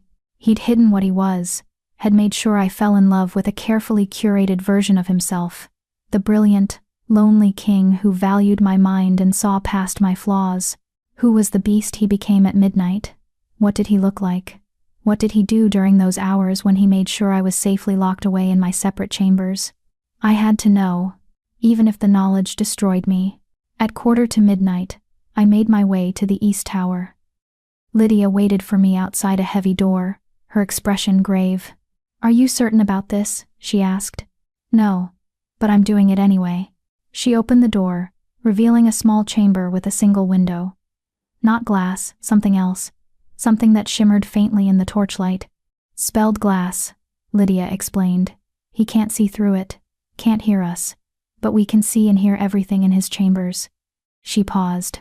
"It was created for security purposes, to make sure the beast couldn't escape and harm anyone during his transformation." "Has he," I asked, "harmed anyone?" "Not in decades. He's learned to control himself, but in the early years of the curse." She trailed off, and I didn't need her to finish. I understood. The beast was dangerous, and I'd married him without knowing he existed. Through the spelled glass, I could see Stephen's private chambers different from the comfortable room where we'd spent our evenings. This was starker, harder. Stone walls without decoration, heavy chains mounted to the floor, currently unused. A space designed for containment, not comfort. Stephen stood in the center of the room, his back to us. He wore simple clothes, dark pants, no shirt. As I watched, he rolled his shoulders, stretched his neck, preparing for something. "It's almost midnight," Lydia murmured beside me. I held my breath, waiting. The transformation began with a sound, bones cracking, restructuring. Stephen dropped to his knees, a growl tearing from his throat. His body convulsed, muscles rippling beneath skin that was suddenly covered in dark fur. His spine arched impossibly, limbs lengthening, hands becoming claws. And then he rose, and I saw what my husband truly was. Not a wolf, not anything close to natural. A beast at least 8 feet tall, covered in midnight black fur, with eyes that burned gold in the darkness. His face was a nightmare fusion of wolf and something prehistoric, something that should have been extinct. Fangs longer than my fingers, claws that could rip through stone. He was magnificent. He was terrifying. He was the monster my husband became every night, while I slept safely unaware. The beast that was Stephen moved through the room with surprising grace, testing his form. Then he did something that made my heart crack. He moved to a shelf and pulled down a book. My book. The poetry collection I'd been reading that morning. With claws that should have shredded the pages, he carefully, gently opened it and began to read. "He does that every night," Lydia said softly. "Reads the books you've been reading during the day. It's the only way he can feel close to you during the transformation." I watched through the spelled glass as the beast as Stephen read my poetry with devastating care. Watched him turn pages with precision that shouldn't have been possible for those massive claws. Watched him pause at passages I'd marked, lingering over the words that had moved me. And I understood with sudden, crushing clarity. He hadn't hidden this from me out of malice or manipulation. He'd hidden it because he was terrified I'd do exactly what I was doing now. Stand on the other side of spelled glass and see him as a monster. "I've seen enough," I said, my voice rough with emotion. "Evelyn, thank you for showing me. But I need to go." I left before Lydia could respond, before I could second-guess what I was about to do. Because loving someone meant seeing all of them, even the parts they were afraid to show. And I wasn't about to let fear make a liar out of me. Chapter 7. The Choice in Darkness. I didn't go back to my chambers. Instead, I returned to the library, the one Stephen had given me. The place where I'd told him I was falling in love with him. I sat in the chair where we'd spent so many evenings together, and I thought about lies. The riddle had been about lies, born of pain, fed by silence, dying when spoken. Stephen's lie had been born of pain, the agony of 73 years trapped in a curse, watching females flee in terror when they saw what he became. It had fed on his silence, growing stronger with every conversation where he'd chosen not to tell me the truth. And now that I knew, now that the silence was broken, what would happen to the lie? Would it die, like the riddle promised? Or would it kill what we'd built together? I stayed in the library until dawn broke over the mountains, painting the sky in shades of gold and pink. Through the windows, I watched the world wake up, and I tried to make sense of the tangled mess of emotions choking me. Betrayal, yes, that was there. The sharp sting of discovering he'd hidden something so fundamental about himself. Fear, absolutely. Because the beast I'd seen was genuinely terrifying, powerful enough to kill me without effort if he chose. But underneath those expected reactions, something else pulsed steady and strong. Understanding, because I knew what it was like to hide the broken parts of yourself. I'd spent 24 years pretending I was fine with being the daughter no one wanted, the wolf who couldn't shift, the female declared worthless by her own mate. I'd hidden my pain behind stories and silence, had learned to lie about my worth because the truth was too devastating to voice. Stephen had done the same thing. He'd hidden his beast behind careful timing and separate chambers, had learned to lie through omission because the truth had driven away everyone who'd mattered before me. We were both liars, both broken, both terrified that being fully seen would mean being rejected. The difference was that I'd been truly seen by him. He'd looked at my damage and called it extraordinary. He'd valued my mind, my stories, my fractured heart, and hadn't flinched from any of it. Could I do the same for him? Could I look at the beast and see the male I loved? Or would fear win? I didn't know. But I owed it to both of us to try. Stephen found me in the library around mid-morning. He looked tired, dark circles under his amber eyes, his hair disheveled like he'd been running his hands through it. He stopped in the doorway when he saw me, and something in his expression, guilt and fear and desperate hope, told me he knew. Lydia told you. It wasn't a question. She showed me. I set down the book I'd been pretending to read. Last night, through the spelled glass in the East Tower. He flinched like I'd struck him. Evelyn, why didn't you tell me? I asked, keeping my voice level even though everything inside me was screaming. Before the wedding. Before I fell in love with you. Why didn't you tell me the truth? He moved into the room slowly, like approaching something wild that might bolt. Because I'm a coward. Because every time I've told a female the truth before she loved me completely, the curse reset. Because I thought if I could just make you love me first, if I could show you who I was beyond the beast, then maybe you'd be able to accept it. That's not your choice to make. Anger sparked, hot and righteous.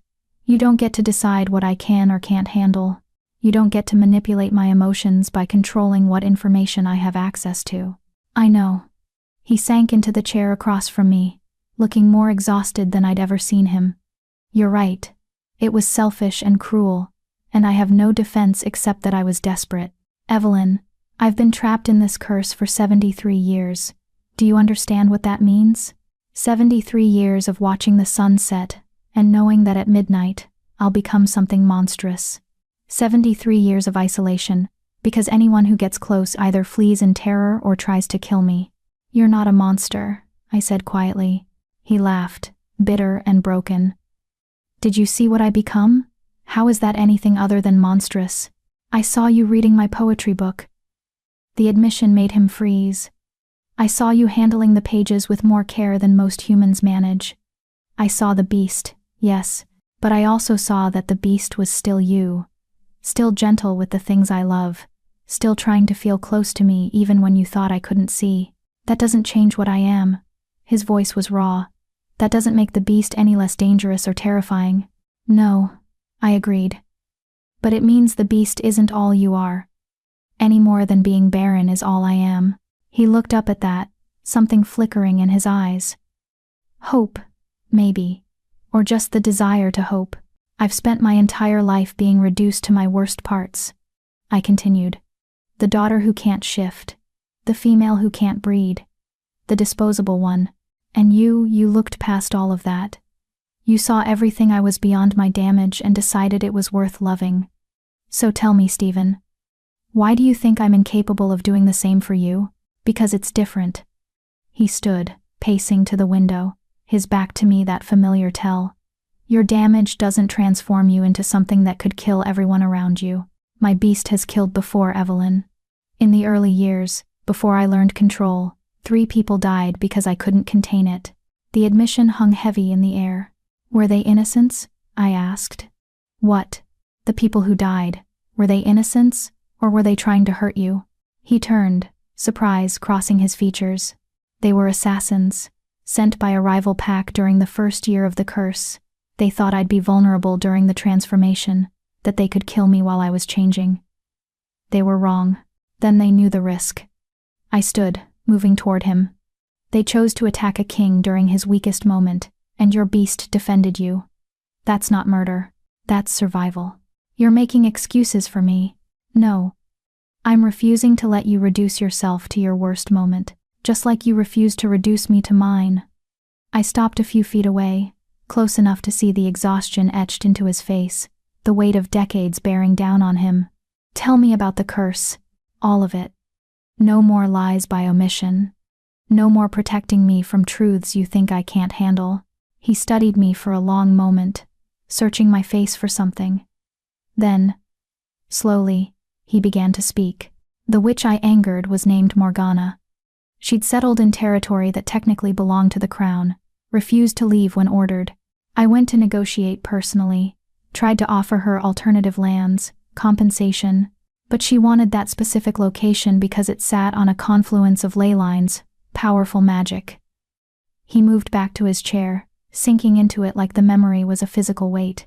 When I refused, when I told her that as Alphaking, my word was law, she cursed me.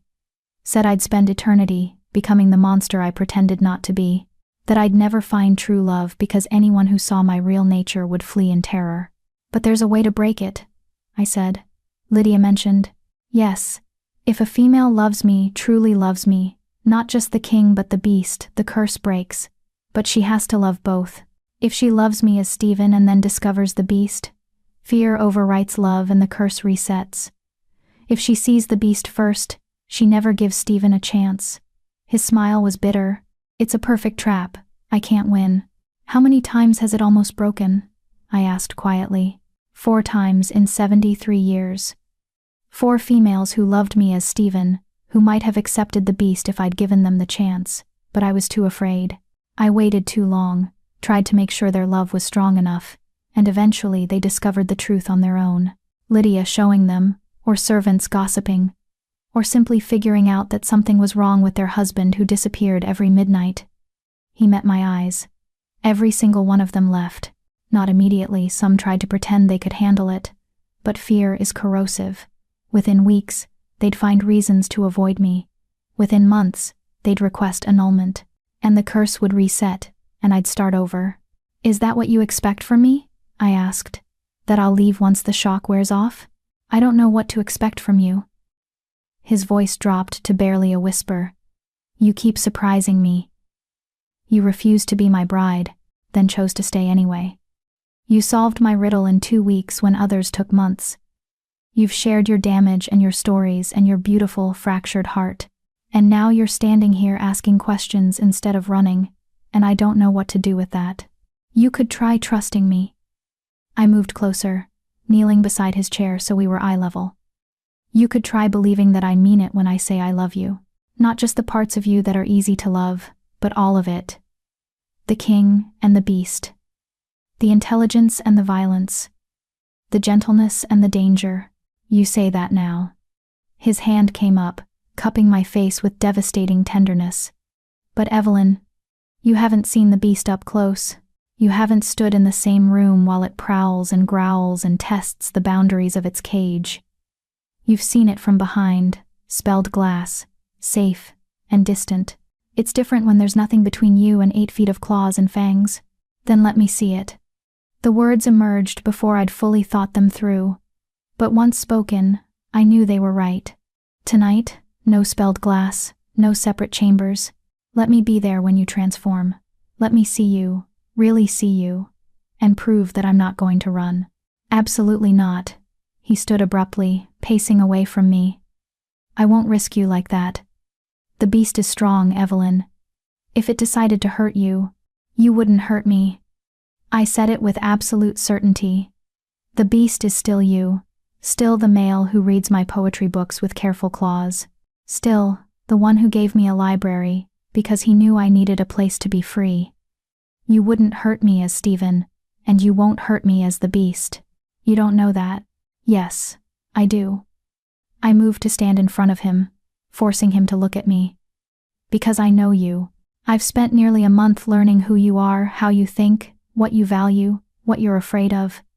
And I know with absolute certainty that the curse didn't make you a monster. It just revealed what was already there, the strength and danger that comes with being a predator who survived impossible odds. Your beast is the part of you that refused to die, that fought through 73 years of isolation and kept hoping for something better. That's not monstrous. That's extraordinary. I'd used his word, the one he'd called me that night, in his chambers when I'd thought myself worthless. His eyes widened, recognition and something that looked like desperate hope flaring to life. Evelyn. Tonight, I said firmly. At midnight, your chambers. I'll be there when you transform, and I'll prove to you that I'm not going anywhere, that I choose both of you, not just the easy parts. This is insane. But his voice lacked conviction. Probably. I smiled, feeling more certain than I'd felt about anything in my life. But we're both a little bit insane, aren't we? Both a little bit broken? Maybe that's exactly why this will work. He pulled me against him then, his arms coming around me like he was trying to memorize the feel of me. Like he was afraid this was the last time he'd get to hold me.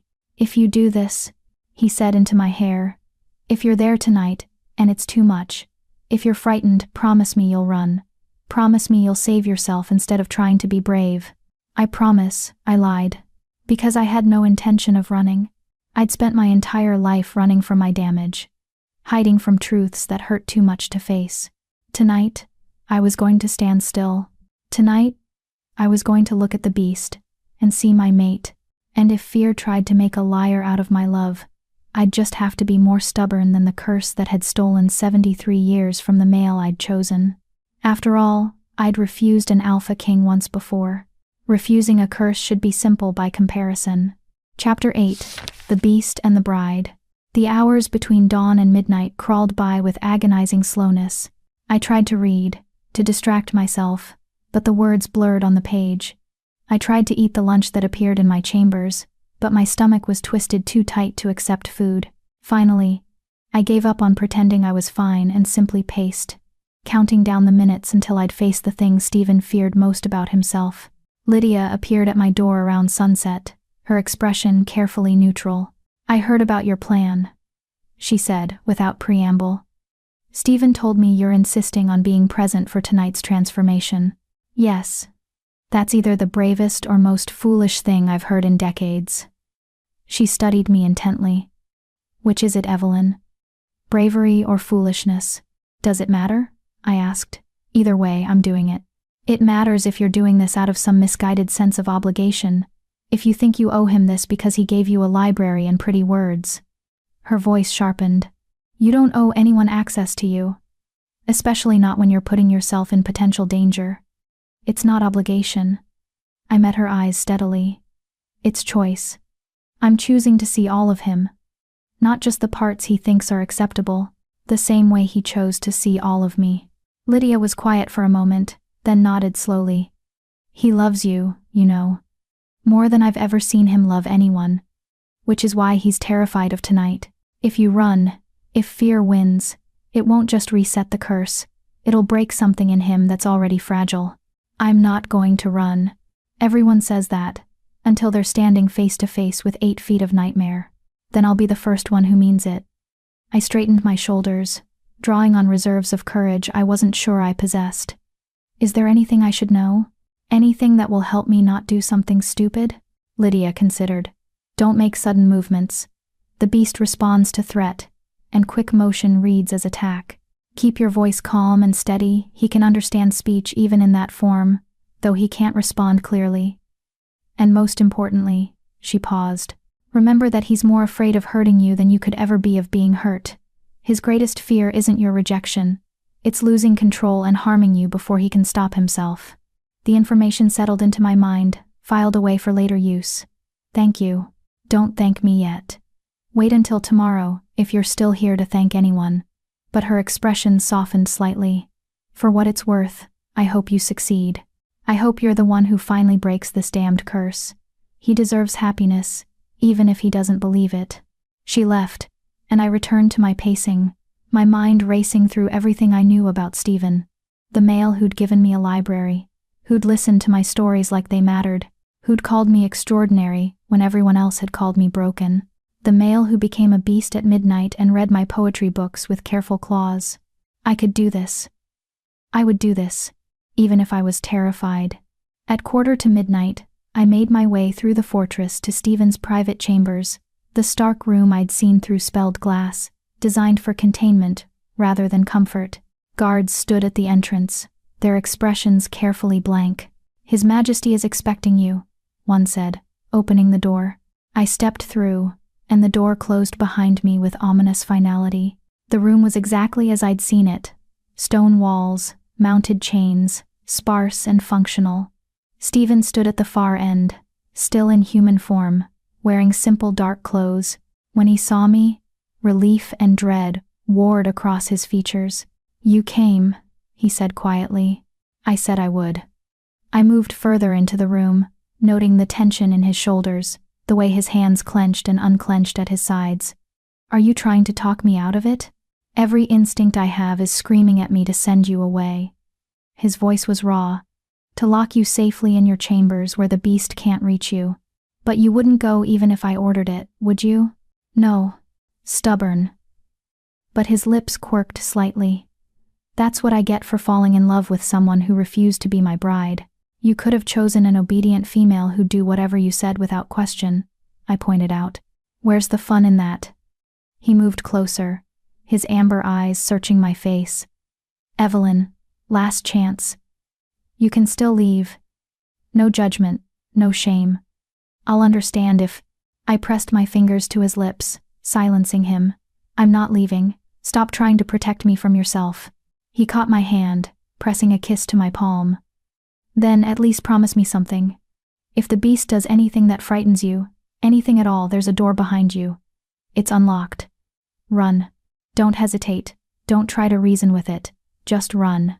"I'm not going to need to run. Promise me anyway." I sighed. "Fine. I promise that if your beast actively tries to harm me, I'll run. Happy?" "Not remotely." He released my hand, moving to the center of the room. "It's almost time. You should probably stand near the wall. Give yourself distance."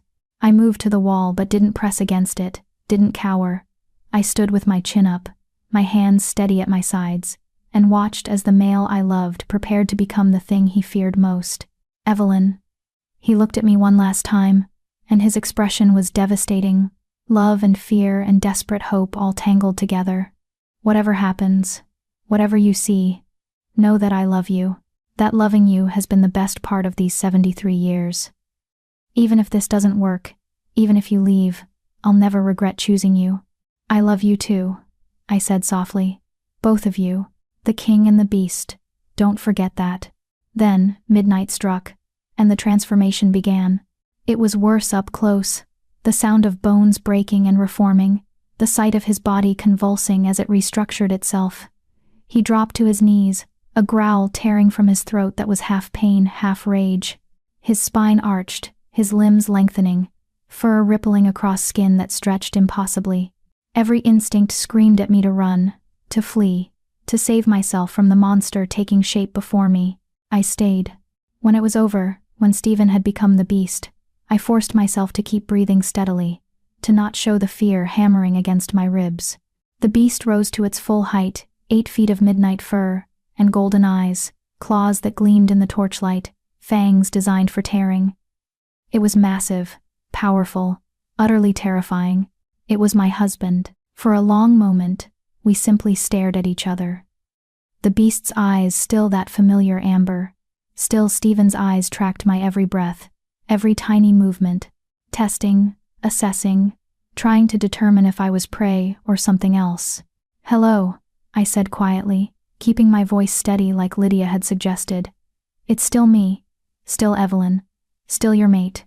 The beast's head tilted slightly, and a low rumble emerged from its chest. Not quite a growl, more like a question. I know you're different now, I continued, taking one small step forward.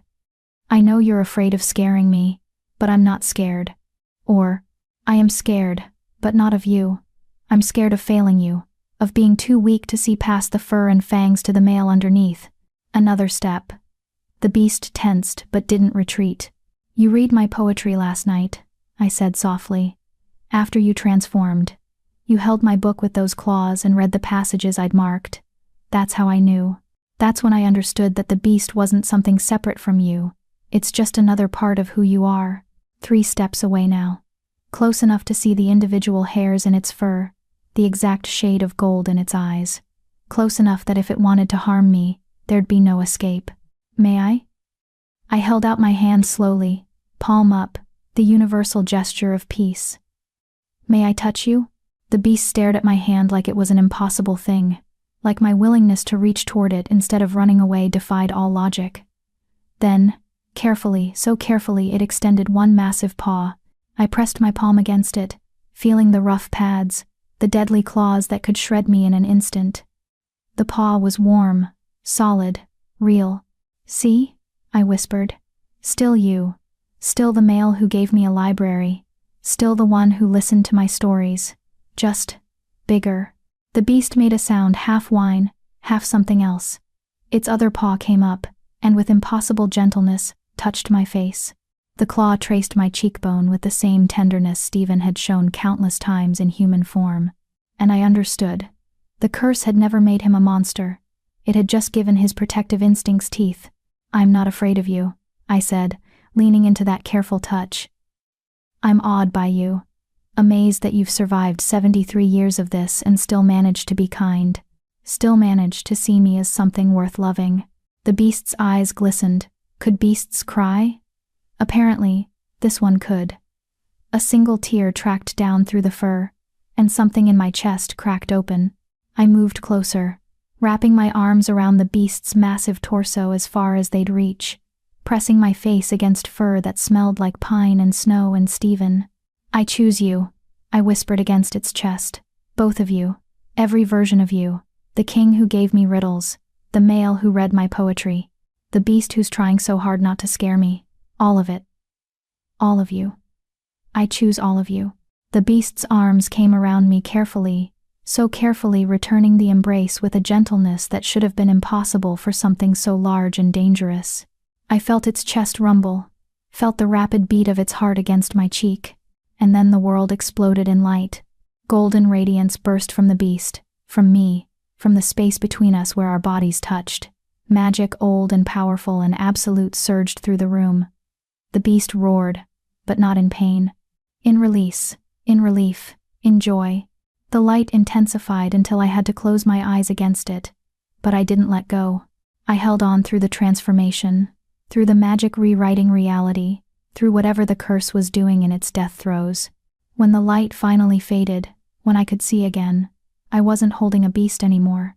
Stephen knelt on the stone floor, fully human, fully himself, but different, somehow lighter, like a weight he'd carried for decades had finally been lifted.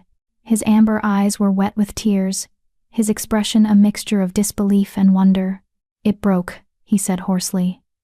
Evelyn, the curse broke. I can feel it, it's gone. How? I asked, though I thought I knew. True love.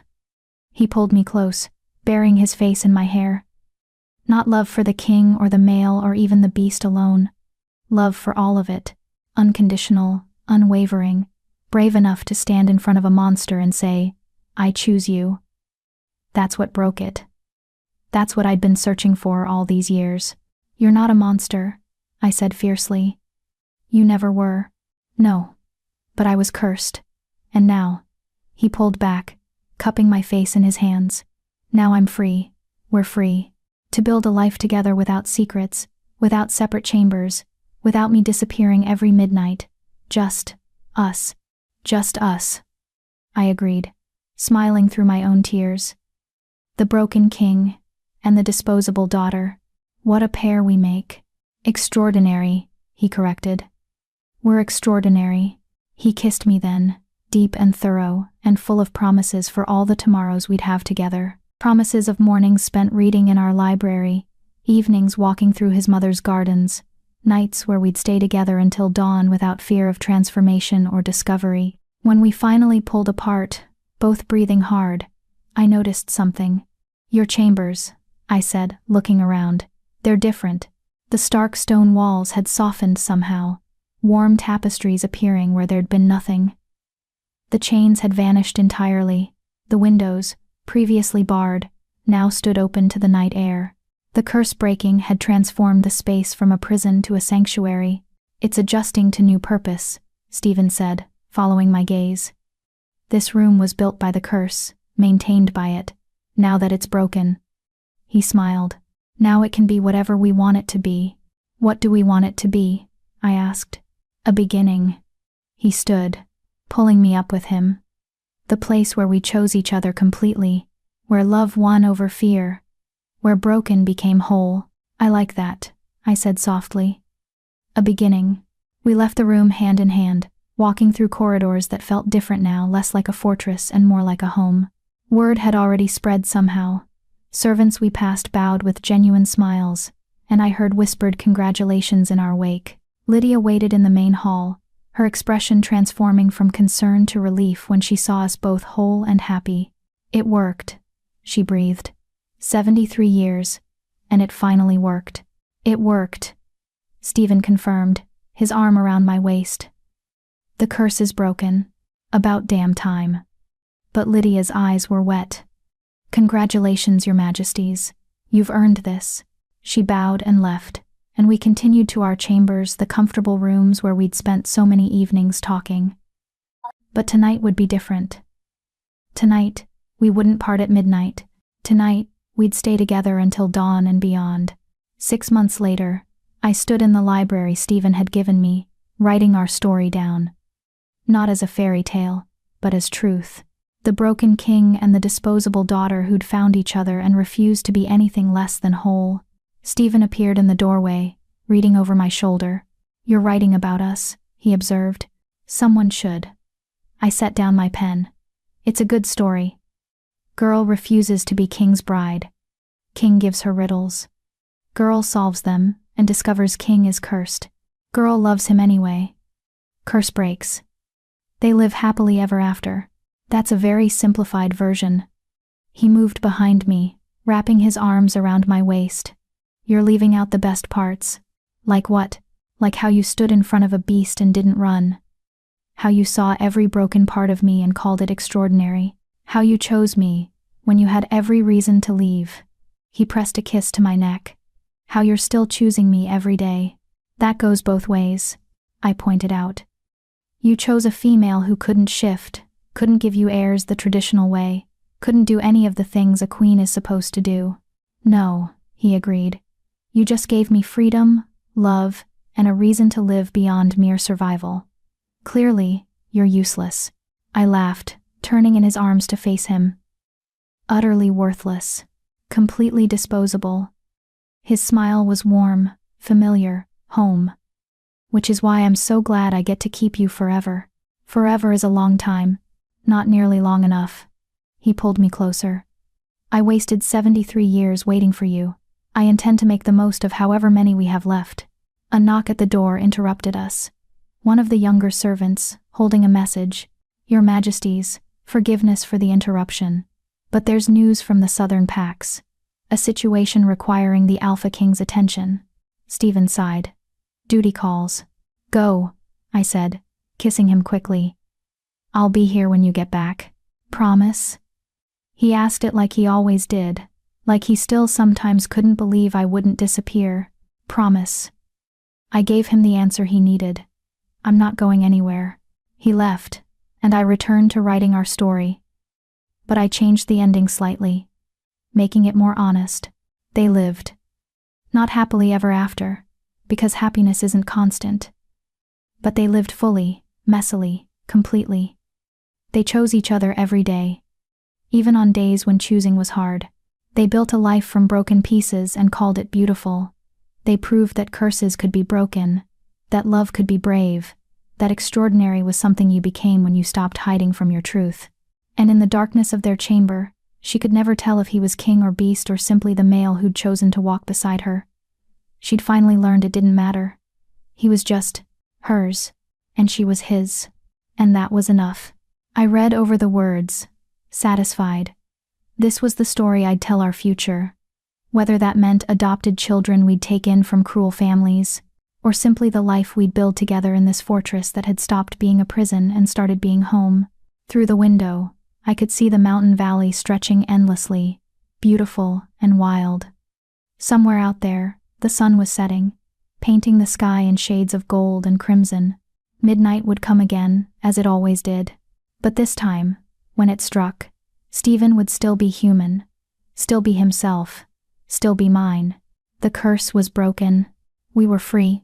And our story, the one I'd write and rewrite 1,000 times in 1,000 different ways, had finally found its happy ending. Not because magic fixed everything, but because we'd chosen each other, damage and all, and decided that was enough. That we were enough. That love, in the end, was always enough. Epilogue. 1 year later, I woke to sunlight streaming through the windows of our chambers, the comfortable rooms we'd shared for the past year, where midnight was just another hour instead of a curse marker. Stephen's arm was draped across my waist, his breathing deep and even in sleep. I allowed myself a moment to simply watch him. Even after a year, I still sometimes caught myself expecting him to vanish at midnight, to transform into the beast he'd been for so long. But the curse was truly broken. He was free. We were free. "You're staring," he murmured without opening his eyes. "I can feel it. Can't help it." "You're very starable." That's not a word. But he smiled, pulling me closer. "Good morning, my love." "Good morning."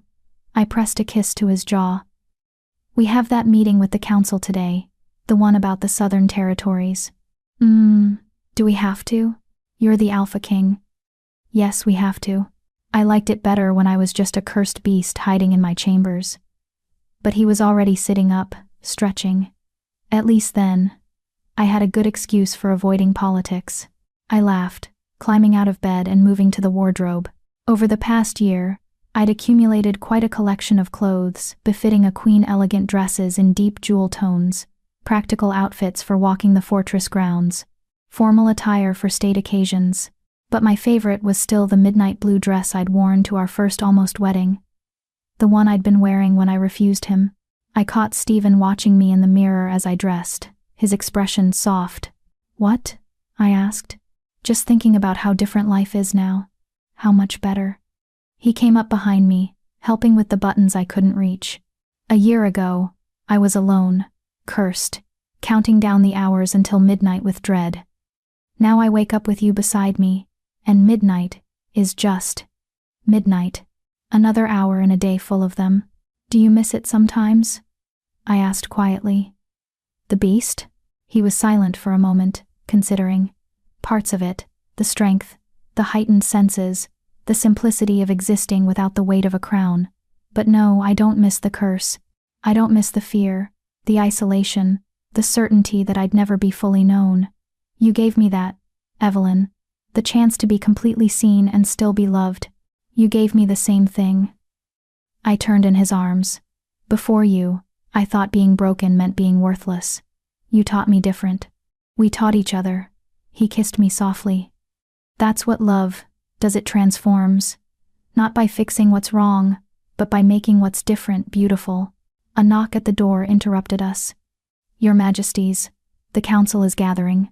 "We'll be there shortly," Stephen called back. Then, to me, "Ready to be regal and political?" "No, but I'll do it anyway." I smiled. "That's what queens do, apparently. That's what my queen does." He took my hand. "Come on. Let's go govern." The council meeting was as tedious as expected. Disputes over territory boundaries, trade agreements that needed approval, requests for the Alpha King's intervention in pack conflicts. But I found I didn't mind as much as I'd expected. Stephen valued my input, asked my opinion on matters I'd never thought I'd have a voice in. Being queen wasn't just a title. It was a partnership. After the meeting, we walked through his mother's gardens, our daily ritual when weather permitted. The night-blooming flowers she'd planted had been joined by day-bloomers I'd requested, creating a space that was beautiful at any hour. "I've been thinking," Stephen said as we walked, "about something you said when you first arrived, about writing stories to escape reality." "What about it?" "You don't do that anymore. Write those fairy tales, I mean. The ones you used to tell yourself about broken girls becoming something more." I considered. "I guess I don't need to escape anymore. Reality is good now." "It is." He stopped, turning to face me. "But I think you should write them anyway. Not to escape, but to share. There are other broken girls out there who need stories about healing, other people who think being different means being worthless. You have a gift, Evelyn. A way of seeing possibilities that others miss. Maybe it's time to share that." The idea took root immediately, exciting and terrifying at once. "You think people would want to read my stories?" "I know I do. And I suspect I'm not alone." He tucked a strand of hair behind my ear. "You don't have to decide now. Just think about it, about using your words to help others the way you helped yourself." I kissed him, overwhelmed by how well he knew me, how he saw potential in parts of myself I'd dismissed as weaknesses. "I'll think about it," I promised. That evening, as the sun set over the mountains, I sat in our library, the secret one he'd given me, the place where I'd first admitted I was falling in love with him. I pulled out fresh parchment and began to write. Not a fairy tale exactly, and not quite our story either, but something in between, a tale of a girl who couldn't do what everyone expected, and a boy who was more than what everyone feared, and how they found each other in darkness and chose to make light. Stephen found me hours later, deep into the writing, my hand cramping but my mind racing with possibilities. "How's it going?" he asked, reading over my shoulder. "Good, I think. Maybe. I don't know." I set down the pen. "Is it stupid? Writing stories when there are important things I should be doing?" "Stories are important things." He pulled up a chair beside me. "They teach us how to be human, how to hope, how to survive when survival seems impossible. Don't diminish what you create, Evelyn. It matters." I leaned against him, taking comfort in his solid presence. "Read it to me? Tell me if it's terrible." He picked up the pages, and in that warm voice I'd come to love, he read my words back to me. And hearing them in his voice, I realized he was right. This did matter. Not because it would change the world, but because it might change someone's world, might help one broken person feel less alone. "It's beautiful," he said when he finished. "Your best work yet. Keep writing it." So I did. That night and the nights after, the story grew, evolved, became something I hadn't known I could create, and when I finally finished it months later, when I held the completed manuscript in my hands, I felt something I'd never felt before. Pride. Not the kind that came from achievements or accolades, but the quiet satisfaction of creating something true, something that came from the deepest parts of myself and might help someone else find their way through darkness. Stephen arranged for it to be published, used his influence as Alphaking to ensure it reached packs across the territories, and to my shock, people read it, wrote letters thanking me, sharing their own stories of feeling broken and finding healing. Young females who couldn't shift, males who didn't fit their pack's expectations, humans living in wolf territories, trying to find their place. All of them found something in my words that spoke to their pain. All of them felt less alone, because I'd been brave enough to share my damage. 2 years after the curse broke, "Tell me the riddle again," I requested, curled against Stephen in our bed one night. "Again? You've asked me to tell it at least 100 times, and I'll ask 100 more. Tell me." He smiled, indulgent. "What is born of pain, feeds on silence, and dies when spoken?" "A lie," I answered, same as always. "But also a curse, and also fear. It's all three, isn't it? That's why it worked so well. You're reading layers that weren't necessarily there." But his eyes told me I was right. "Though I suppose the best riddles have multiple answers." "Tell me a new one," I said, struck by sudden inspiration. "Give me a riddle I haven't solved yet." He thought for a moment, his fingers trailing through my hair. Then, "What is given freely, grows with time, survives all tests, and requires no answer?" I turned it over in my mind. but the answer came quickly, obviously. Love. See, you're too good at this now. He kissed my forehead. I'll have to work harder on the next one. Or maybe, I said softly, we're just speaking the same language now, understanding each other so well that riddles become easy. I like that better. He pulled me closer. Speaking of understanding, I have something to tell you. The seriousness in his tone made me prop myself up on one elbow. What is it? We've received word from a neighboring pack. They have a situation: 3 orphaned pups whose parents died in a challenge. The pack is willing to care for them, but... He paused. I thought perhaps we might offer them a home here. If you're interested, if you think you're ready. My heart stuttered. We'd talked about this. About building a family through adoption since I couldn't bear children. But talking about it and actually doing it were different things. You're sure? I asked. You don't have to do this just because. I'm not doing it because of anything except that I want to. His hand found mine, squeezing gently. I want to share what we've built with children who need it. I want to teach them what you taught me, that being different isn't the same as being broken. That family is what you create, not just what you're born into. Yes, I said, tears streaming down my face. Yes, let's bring them home. Let's show them they're wanted. And we did. 3 pups, 2 boys and a girl, ages 5, 7, and 9, arrived a week later. Frightened, grieving, unsure of their place in this massive fortress with the legendary Alphaking, but slowly, they learned. Learned that Stephen was gentle despite his power. Learned that I understood what it meant to feel unwanted. Learned that home wasn't about bloodlines or perfect families. It was about choosing each other every day and meaning it. The youngest, a boy named Finn, couldn't shift. Like me, he'd reached an age where he should have transformed, and nothing had happened. His previous pack had started to whisper, to question his value. One night, I found him in the library, tears streaming down his face as he read one of my published stories, the one about a girl who couldn't do what everyone expected. "This is about you, isn't it?" he asked when he saw me. "You're the girl in the story." "Yes," I said, sitting beside him. "I couldn't shift either, still can't. But you're the queen. How did you?" He struggled for words. "How did you become important, without being able to do the important thing?" "Because shifting isn't the important thing, Finn. Being brave is, being kind is, being yourself. Even when the world tells you that self isn't good enough, that's what matters." I pulled him close. "You are already important. Already valuable. Shifting or not shifting doesn't change that. Promise?" His voice was so small, so hopeful. "Promise."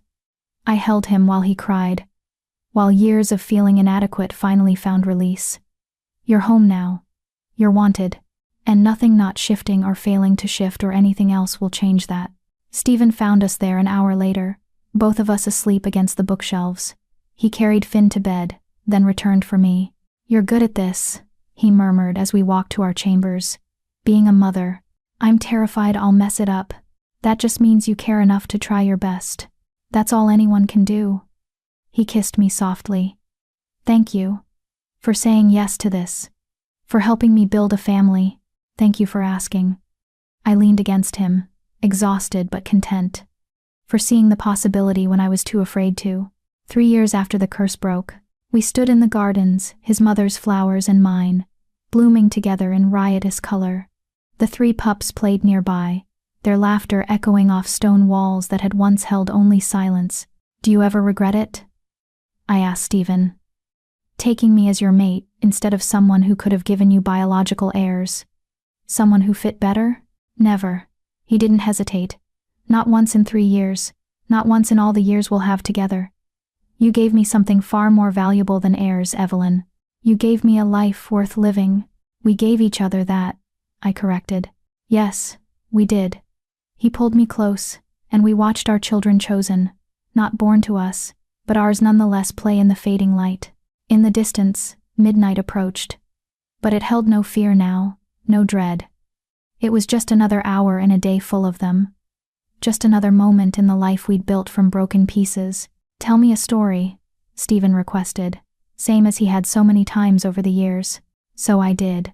I told him about a broken king and a disposable daughter who found each other and refused to be anything less than whole. I told him about curses that broke and promises that held. I told him about love that was brave enough to see monsters and call them beautiful. I told him our story, and when I finished, when the last words faded into the evening air, he whispered against my hair, "Best story I've ever heard." "It's not over yet," I reminded him.